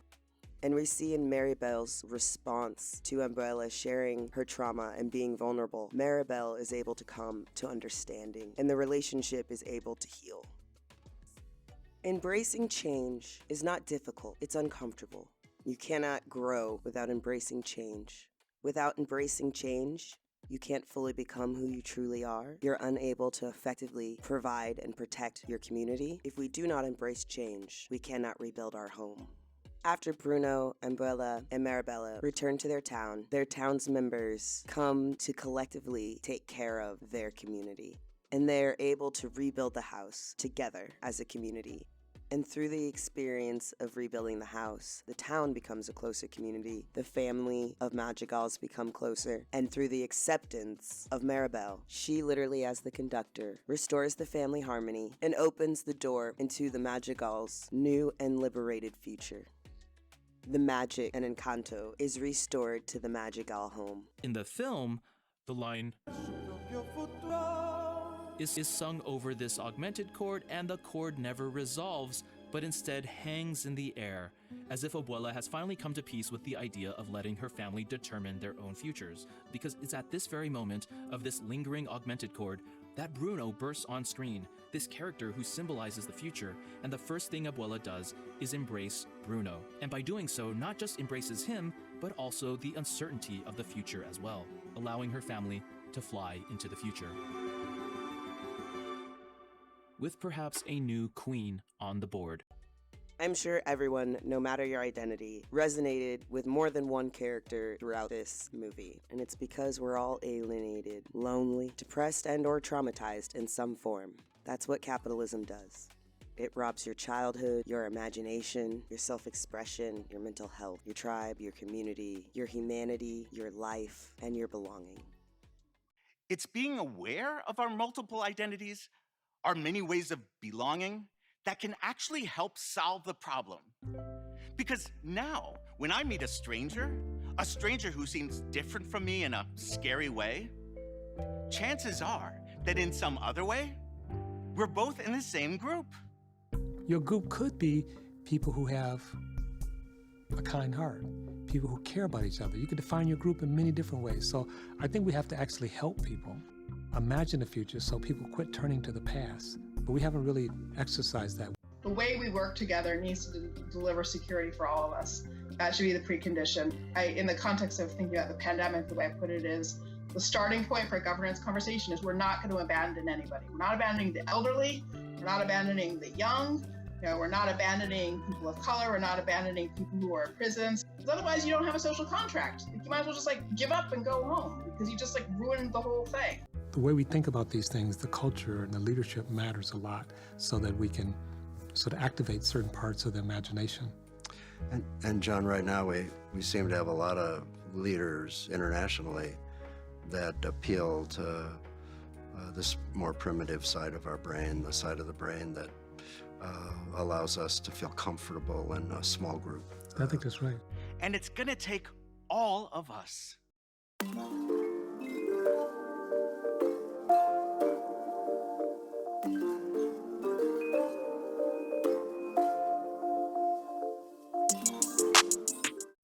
So originally I hadn't added this section into the script, but as I was working on this video essay this week, Professor Flowers released her most recent video on moving forward and her experience with the leftist space online, white space and spaces behind the scenes with people of color.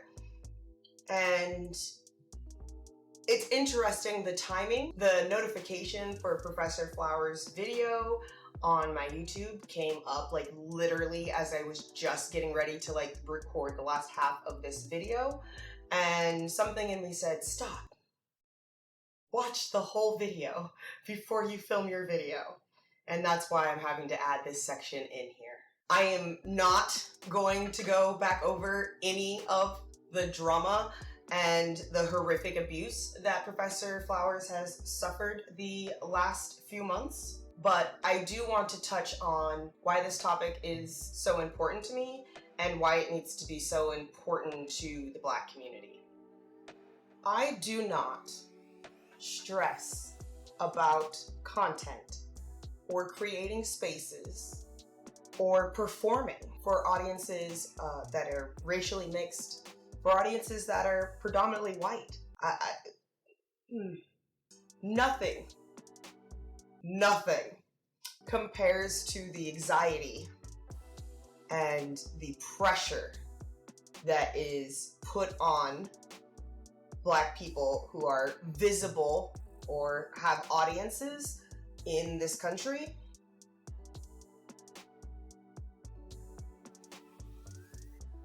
That's what breaks us.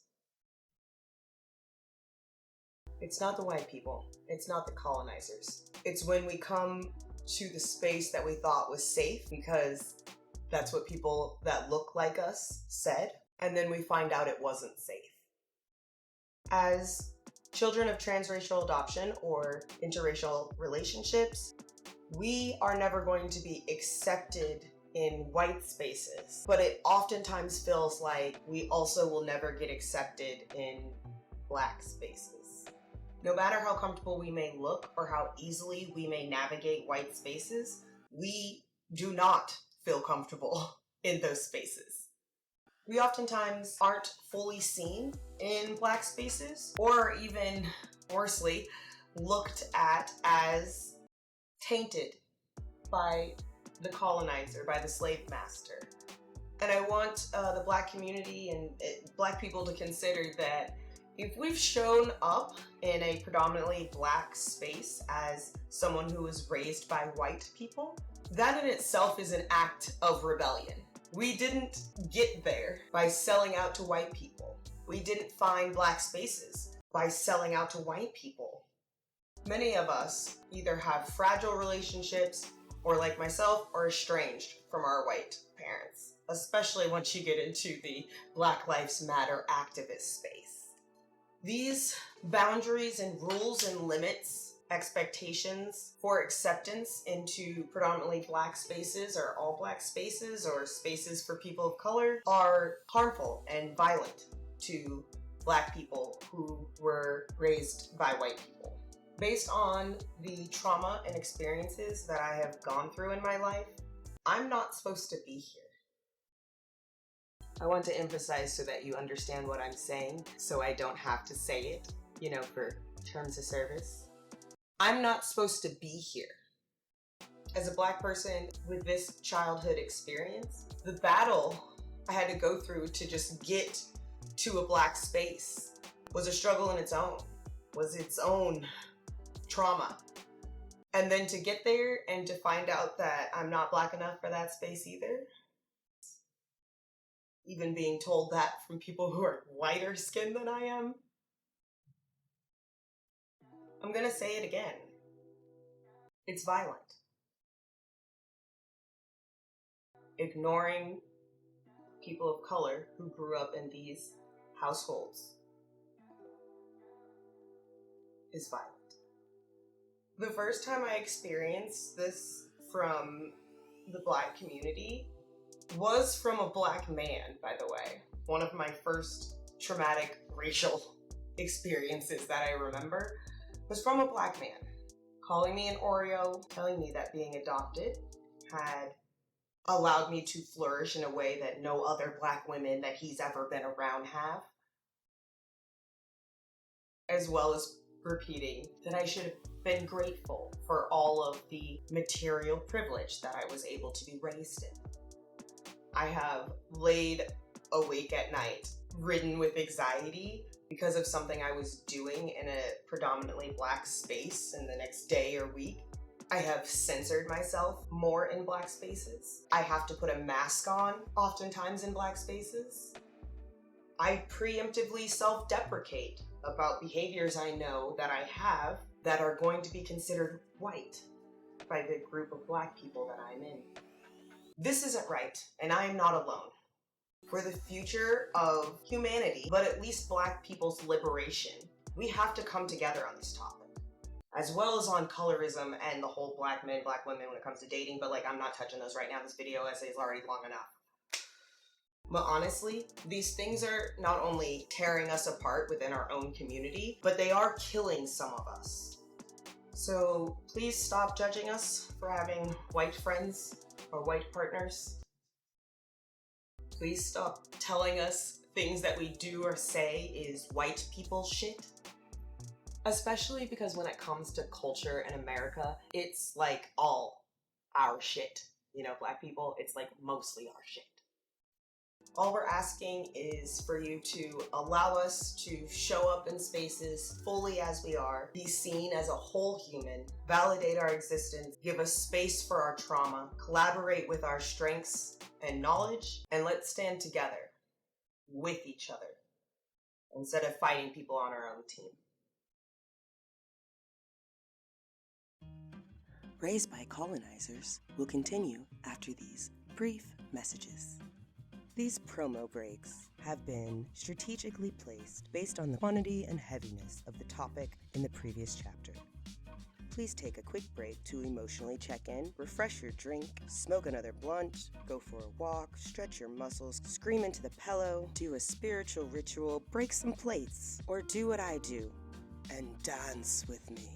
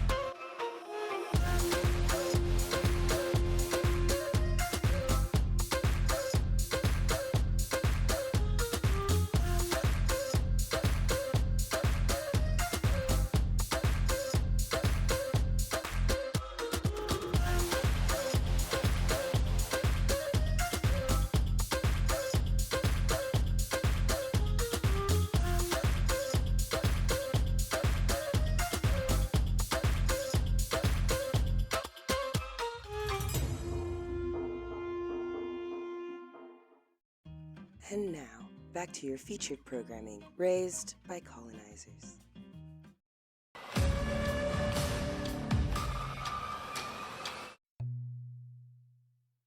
For the hundreds of thousands of years of our existence, even before we were anatomically modern, humans have been what's known as cooperative breeders. Human infants have developed the ability to engage many adults into caring for them, and human mothers have relied on the extensive shared support and care of their offspring by alloparents, aka other members of their social groups. That is how we've been so successful as a species. And we're not alone. Wolves, elephants, lions, corvids, and mice have all been quite successful at leaving Africa and spreading across the globe thanks to cooperative breeding. The saying, "it takes a village," is not just a saying. It literally takes a village to raise kids. The biggest conclusion I've come to after all of this research and this, I don't even know how long this video essay ended up being. I know it's not just one part. I'm sure it's multiple parts. The conclusion I've come to is that we have to rethink family. We've got to deprogram from capitalist family structures. It takes a village means exactly that. It's an old saying that explains it takes collectivism to raise children and not traumatize them. Unfortunately, it seems we've lost a great extent of this flexible nurturing arrangement in our modern industrial capitalist world. The invention, accumulation, and hoarding of private property has shifted emphasis upon competition, and the consequences have been rather dire. Sure, there are neighborhoods and households and cultures where elements of cooperative breeding are still present, but the atomization of our present capitalist system has quite thoroughly kept us from reaching the full potential of our cooperative nature. Today, the dominant model places the burden of childcare squarely on the shoulders of the parents, who are stretched thin and run ragged by demands they are not equipped to handle alone. We now observe that children raised without extensive social contact display disorganized attachment, poor empathy, and poor cooperative skills. And when they grow up, the cycle repeats itself, entrenching us deeper into this asocial order. We can actually trace part of the shift away from cooperative breeding towards these more isolated arrangements much further back than just the rise of private property and capitalism in the past few centuries. In fact, It was the emergence of patriarchy that would set the stage for many of the systems of domination we see today. As Lerner argues, women have historically played a large role in the systemic subjugation of women, whether for self-preservation, to receive the benefits of class and more modernly race, or for other reasons. The prototype of the state, as the Kurdish Mario Abdullah Öcalan points out in Liberating Life, is the patriarchal family. In fact, he goes so far as to describe the family in this social context as man's small state. The patriarchal family, as an institution, is so powerful because it works so well to reinforce state power. Power is invested in the male head, women's unlimited and unpaid labor is secured, children are raised to supply the population, the example of women's servitude serves as a foundation and justification for other forms of slavery and oppression, and the oppressive ideology is reproduced in the next generation. That is why it is so sanctified. The elite need the patriarchal family and the labor it freely provides in order to maintain their stranglehold on the world. The structural power of the state can only exist as long as there are similar structures of power that mimic its values, proliferating through other social relations. Some people don't even mind if a boot is on their neck, as long as they get to put a boot on other people's necks. St. Andreism did a great video not too long ago, literally called Rethinking Family. I'm probably going to show some clips here, but please go watch the whole video. It breaks down the creation of the nuclear family and how it was based and created around capitalism, which is something I previously went over in this video, that the current nuclear family structure is meant to reinforce the capitalist control of the state. In 1800, 90% of American families were corporate families. During this time, colonizers worked overtime to separate native families, settling their children in residential schools across the country, while slave owners worked tirelessly to break apart African families, making the black family structurally impossible to maintain. Attempts to practice traditional kinship arrangements or forge new meanings of community had to confront the precariousness, lack of autonomy, suppression of agency, and gratuitous violence determined by the structures of white supremacy and colonialism. The fragmentation and destruction of families remains one of the key strategies of imperialists the world over. And it's obvious why. Extended families are resilient, far more resilient than a nuclear family. There were a few things, though, that I wanted to add to what St. Andreism said in his video. These are the key points that I think are the most important to start reprogramming the way that we think about children. I mentioned previously about how we talk about our children is very much in an ownership way. It's very much in a slave-master dynamic, very authoritarian dynamic. The situation of the family in post-Fordist capitalism is contradictory in precisely the way that traditional Marxism expected. Capitalism requires the family as an essential means of reproducing and caring for labor, as a salve for the psychic wounds inflicted by chaotic social economic conditions, even as it undermines it, denying parents time with children, putting intolerable stress on couples as they become the exclusive source of effective consolation for each other. And that's definitely an aspect that we have to get rid of in all aspects of society if we want to get to liberation as a human species. We have to start making the conscious decision to not program our children, to get our children out of the capitalist system, out of schooling, out of anything that is going to program them into capitalism, while still keeping them in a collectivist community with like-minded people and children their age so they can develop and grow. I'm still kind of doing some research and philosophizing and making some connections, so I'll probably do another video on family, breaking this down in more detail, but here are some of the things that I've come up with so far that we need to start talking about. Researching this concept around family actually really came to the forefront of my thought when I thought about how we treat people with autism and people with disabilities. Particularly for what I'm talking about right now, I'm going to use the example of autism and just kind of thinking about the structures and systems that we force kids into if kids that do not have autism are struggling and still suffering from the trauma of even what we call a healthy childhood in capitalism. How badly are the kids suffering that do have autism? We don't have a good track record as a country of treating people with disabilities, particularly people with autism, with any sort of humanity. So as I was thinking about this topic, I was going, well, in a collectivist society, that kid with autism would just be able to explore all day. There would be community members around everywhere, so they would have help no matter where they needed it. If they wanted to turn a light on and off 85 times, they could, because we could have a space where that wouldn't affect anyone else's environment. If they wanted to run through the field and pick and whatever their brain wanted to do, maybe that's what their brain's supposed to do. And maybe as a society, we have actually stunted our own progress, our own ability to see what our brains really can come up with to make our lives easier, because we have disvalued certain demographics and intersections of people in our society. And that makes me sad.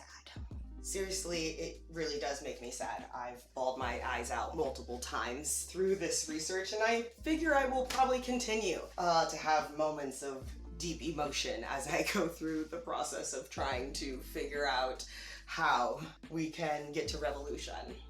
So I want to talk about 4 words in particular: consent, autonomy, authority, and hierarchy. We need to understand these concepts deeply as adults. This isn't just about parenting or child rearing. So consent. Consent is a big one that we really do need to understand, particularly consent and authority and the relationship between the two.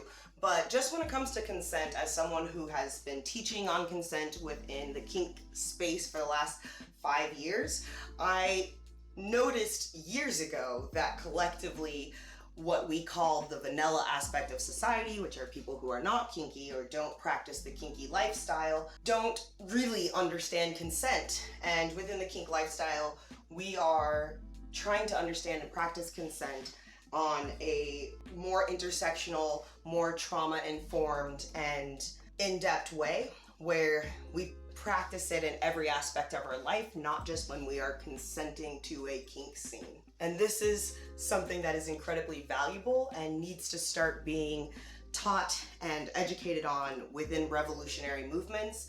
And that means you guys are going to have to get used to coming to sex workers who have been teaching about this and practicing these things for a long time.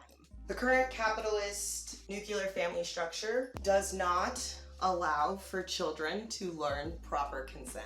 And I encourage you, if you have children and you are watching this video, to start practicing asking for consent to touch your child, to go into deep conversations or serious conversations with your child. Start practicing that, because when children become adults and we are wondering why they didn't navigate certain situations differently, unfortunately it's because as parents, we didn't give them the tools they need to do that. And it's really the same thing when it comes to autonomy as well. We say that our kids have autonomy, but they don't. Our kids in nuclear families live in an authoritarian, patriarchal household and don't have much autonomy. And if right now you find yourself going, what? Kids shouldn't have the right to self-govern? They're kids. I would suggest you go read some literature and fiction and in nonfiction. There's one called Lord of the Flies. Kids can absolutely govern themselves. Historically, we have different situations where kids have done this, so I think kids could probably be a great asset and maybe bring some perspectives that we don't think of when we are trying to build our collectivist society, and they should be a part of that conversation. As well as the fact that it's interesting that we don't give kids any autonomy and we don't teach kids about consent as a child, but we absolutely expect them to understand how to do it once they're an adult. Even now, we talk about autonomy all the time, and adults are still struggling to have their own autonomy, and it's because we weren't raised in an environment where we could have our own autonomy. So when it comes to authority, I mean, this one's pretty simple. No authority without consent. Oh, there we're going back to consent. I challenge people to start going through their life and figuring out how many authoritarian figures that you actually have in your life. Like your boss, your parents, a partner, sometimes a narcissist, and reevaluate, did I consent to that authority? Do I still consent to that authority? Because consent can be revoked at any time, at any time. It is vital for revolution and for, I don't know, the existence of the human species in the next 20 to 30 years that we understand how to revoke consent to authority. It's real easy. We can all practice it now. If there's an authoritarian figure telling you to do something and you no longer want to consent, you just don't follow them anymore. It's a great thing. It's a great, amazing thing. You can just stop following them. And when it comes to hierarchies, it's very similar. No hierarchies without consent, right? Authority and hierarchies are intersect, and both of them are never good when they're not consented to. Again, as someone who is a femdom and who practices kink in her everyday lifestyle with my fiance, I understand what authority looks like with consent. He gives me authority with consent, and part of that is trusting the person that you gave that authority to know when they don't know shit, right? Part of trusting a leader as a follower, as a submissive, is understanding and trusting that that leader knows when they don't know shit and when they need to delegate and let other people make the decision who are wiser about the topic. Kids are supposed to spend their childhood exploring and asking questions, experiencing the world, and figuring out why and how and what. And I think back to a lot of situations I've had with kids, babysitting, being around kids, even as I was a kid, and I remember how many times that parents shut us down from asking questions. I think most people have had an experience with a kid that goes, why? Why? Why? Why? Why? Why? Why? Why? Why? Why? And unfortunately, as adults, most of the time we get frustrated and we want the kid to shut the fuck up. But here's the crazy thing. If you were in a collectivist society, one, that kid would be able to ask why to, 45 different people. Also, why is that kid asking why? Because he's a kid that doesn't know shit. And all these things that he's never seen before are happening all the time. And we as adults are supposed to impart that knowledge onto the kids, answer their questions patiently so that they understand the world, so they become good adults, so they become a good part and a good member of the collectivist community. The Mbuti are an egalitarian, immediate return gatherer-hunter society living in the Ituri forest of Central Africa. They're not all the same height, they don't all have the same skills, and they don't all do the same thing. They're egalitarian in the sense of equal distribution of decision-making power in a community, regardless of gender or age. They have a very lenient division of labor that often manifests as different functions of the same activity, with folks working together to care for children or collect food.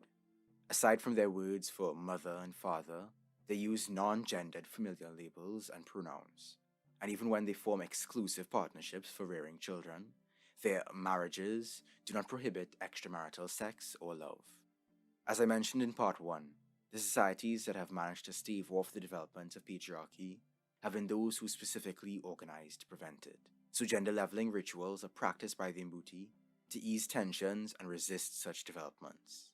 For example, they engage in a game of tug-of-war where, when either side of the gender battle is winning, a member of the other side would switch genders in order to maintain the equilibrium. Gender fluidity has been observed in other cultures as well. The Mbuti stave off the development of gerontocracy through the symbiosis of their 5 recognized age groups: infants, children, youths, adults, and elderly. Each age group has power and autonomy and an important role in maintaining a well-functioning society. The youth, for example, call out conflicts within the group, usually caused by the adults, who provide the most sustenance, while the elderly reconcile conflicts as they arise. I don't point to the Mbuti or any other society in order to assert that we must copy them exactly. Obviously not. We live in different contexts, and the road we'll need to take to reach egalitarian ends will look different in many ways. But I introduced their example to indicate the possibility of gender and age egalitarianism in human society and to provide inspiration for potential radical alternatives. Capitalism doesn't let us do this. It takes a village. Let's take that statement literally. Start building your village. Start researching and finding ways to disrupt the current nuclear family structure in as many ways as possible. Everything that we've covered in this video is one reason that no matter the racial dynamics, we keep traumatizing our children. We keep failing and calling it childhood, when what we should really call it is rearing products for the state.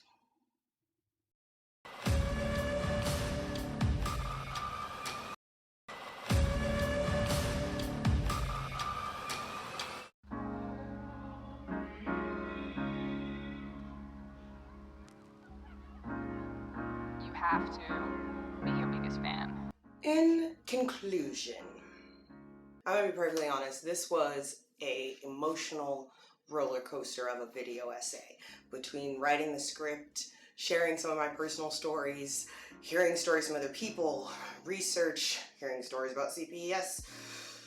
It was an emotional roller coaster and many triggers, but it was also incredibly healing and incredibly rewarding. I've grown so much as an individual through this process, as well as I have helped friends in my life process some of their own trauma and start to heal from that, have some of their own realizations, and I'm really excited to get working on some of the other projects I have planned, because bring more of the healing. I'll take more of the healing. I will. I don't mind.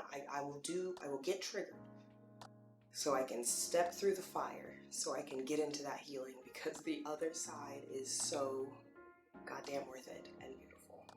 So to wrap up the main points I would like people to remember from this video, CPS needs to be absolutely dismantled.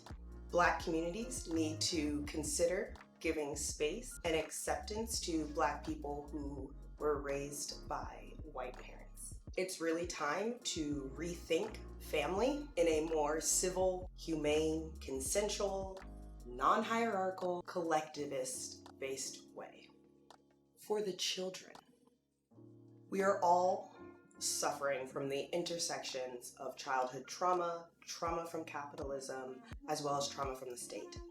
And so I hope that this video reached more than just people from the Black community, because the topics I was talking about are not specific to Black families, Black children, or white parents with Black children. Second to lastly, supporting Black mothers is better than kidnapping their children.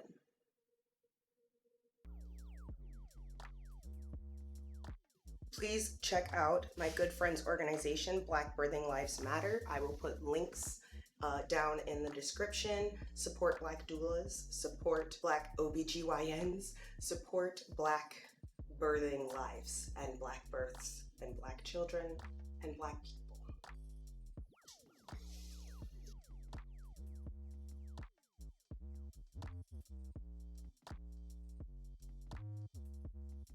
And my last and final point, which was my thesis, which I think I proved was accurate. Raising children in capitalism is child abuse. It's time to rethink existence. It's time to rethink living. It's time to rethink love, and it's time to rethink about what is really important.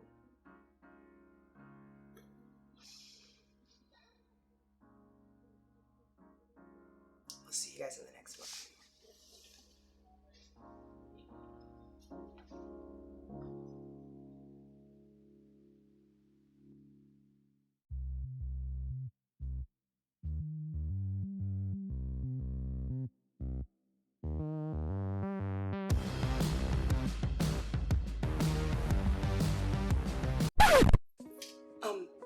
Yes,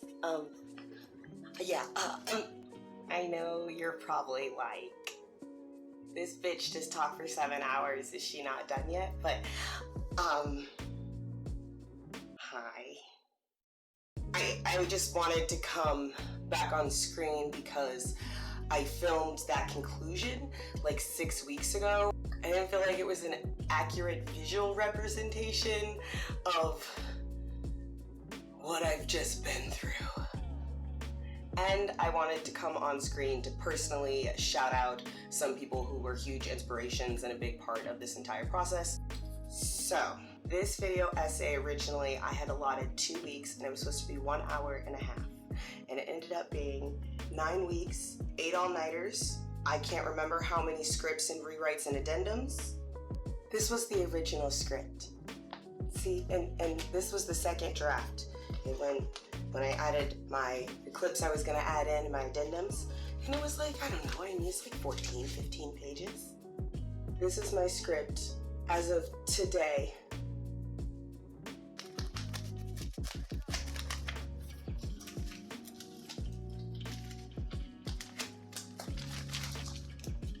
This is also why there's not a copy of the script in the description. There's 4 wigs over 18 outfit changes, so many goddamn tears. 1 sinus affection, 1 birthday, 2 spiritual witch ceremonies, hours and hours of therapeutic rage dancing, 2 dumpster dives to get part of the script that I accidentally threw away, and a slightly neglected friend group, and only 6 emergency community therapy sessions. And here is my magnum opus. Because this video essay was not only lots of research I did in the last 7 to 9 weeks, but also over a decade's worth of historical research, psychological research, current events, just a lot of research, I've decided that I am now a philosopher. Thank you.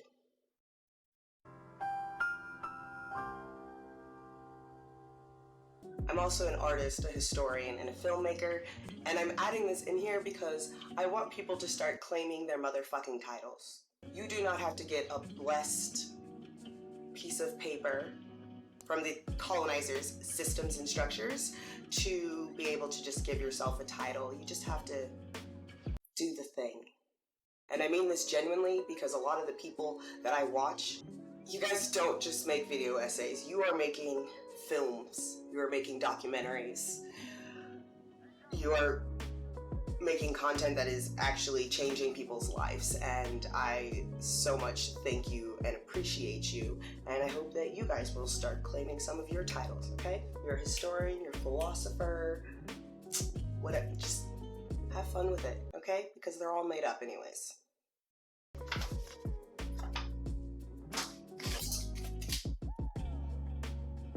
Let's continue. No one is self-made. No one does anything alone. I am a communist and a collectivist. I'm just here to connect dots, combine others' concepts and ideas, and I hope to create new ideas and philosophies that we can use to propel ourselves to a more liberated future. But even though I may be a philosopher and historian, don't get me wrong, I can't make this content without everybody else's work. On top of the fact that there's literally like generations of people that had to create and invent so many different things that I needed to make this video essay. So just a quick shout out to them. Content creators that I spent a lot of time watching while I was making this video and that inspire me. Here we go. FD Signifier. You dope as fuck. Professor Flowers. I love you and hopefully we will be friends someday. Noah Samson. You are doing white Jesus' work. Andrewism, you give me hope. Whenever I'm feeling hopeless, I go to Andrewism's page, and no matter what he's talking about, his voice alone gives me hope. But then he's also so intelligent and has just a wealth of information. So, thank you. Car, I hope your channel grows more and more and more. Thank you for your work and for your open intersectional spaces that you are creating on your channel. Bad Empanada, I hope you're my next best friend. I'm just gonna be blunt. I don't know. This may sound like a sappy fangirl fucking thing. I don't give a fuck. Okay, Bad Empanada, I think you're dope. Foreign Man in a Foreign Land, you're fucking hilarious. Love your work. Keep doing your magic. Khadija, and I'm not gonna say your last name because I'm not exactly sure how to pronounce it right at the top of my head right now, and I do not want to fuck it up because I have nothing but the utmost respect. thank you for your work. I binge watched so many of your videos while I was making this content. And then just a couple other white boys, John the Duncan, thank you. Just genuinely, authentically, thank you. Just for existing. And the only way that I got through this project is also Mark Ruble, who makes magic in the moment, and I've had on the background through most of my editing, and I wake up to him in the morning, and that's what gets me going. And I say this so that people hopefully see that this is what living collectively and existing is bringing all of our ideas and all of our content and art together to see new possibilities for the future. So, thank you, all of you, for your work. I would also like to thank my roommate and best friend who has been there for me on demand for this entire video essay, as well as my fiance, as well as Goddess Jux, who's another one of my good friends who has been on demand for Zoom therapy sessions. I wouldn't have made it through this and been able to make this content without three of you. I love you so very much, close to my heart. I also would like to thank my one-room studio in which all of this content was filmed, produced, directed, made.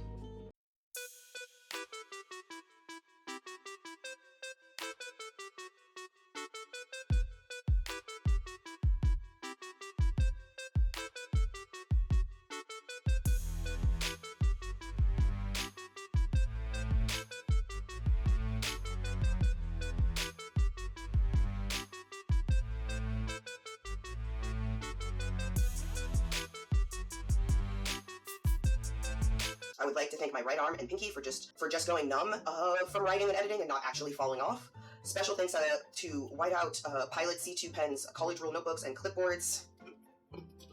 Shout out to my ADHD and my anxiety, okay? We did this, okay, bitch? We did this, okay?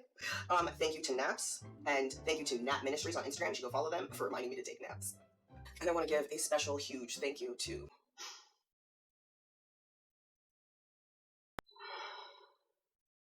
cannabis. You the real goat. Special thanks to a few other important people in my life if they ever see this content. Nina, Shantae, Madam Faye, Kathy. So important to me and also to the work that I did in this content. And that's it, motherfuckers. Okay? Hopefully you enjoyed it. Like, share, subscribe, check out my Patreon, my PayPal, my Venmo, all of those Cash App things, they're down below. And I have to go, okay? Thank you. These long, intensive video essays only happening every couple of months. Make sure to hit the notification bell because I have other series of a little less production intensive video essays that will be coming up in the next few weeks. Okay, now roll the motherfucking credits. Roll the credits. Bye-bye. I'm going to burn this as a sacrifice to my ancestors. Or maybe just get high and sleep for 2 days. Roll the motherfucking credits. And we're focusing. And I think... I don't know, do we need more lighting? Less lighting? I think we're okay.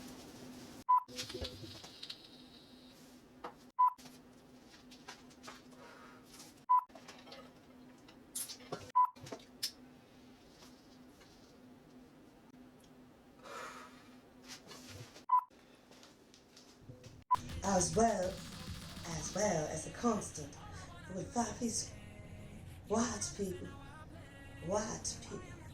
These white people.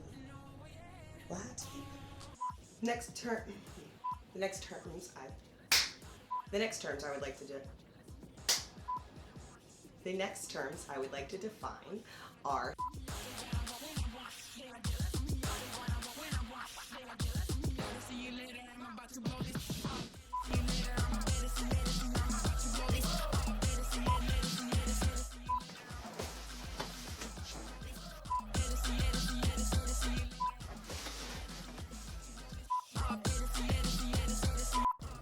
okay, we are still in section 2, history of stealing babies, clip 11. I like this. Is that?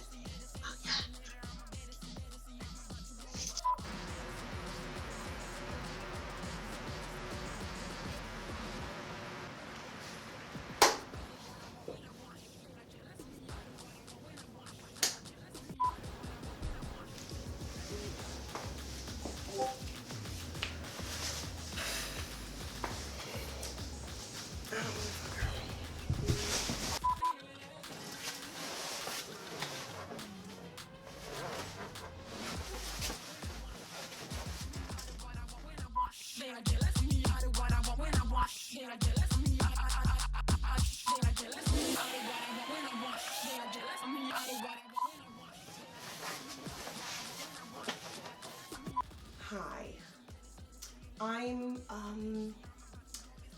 Well, I don't know really how I got here. I think I was manipulated. I was manipulated to come to this interview.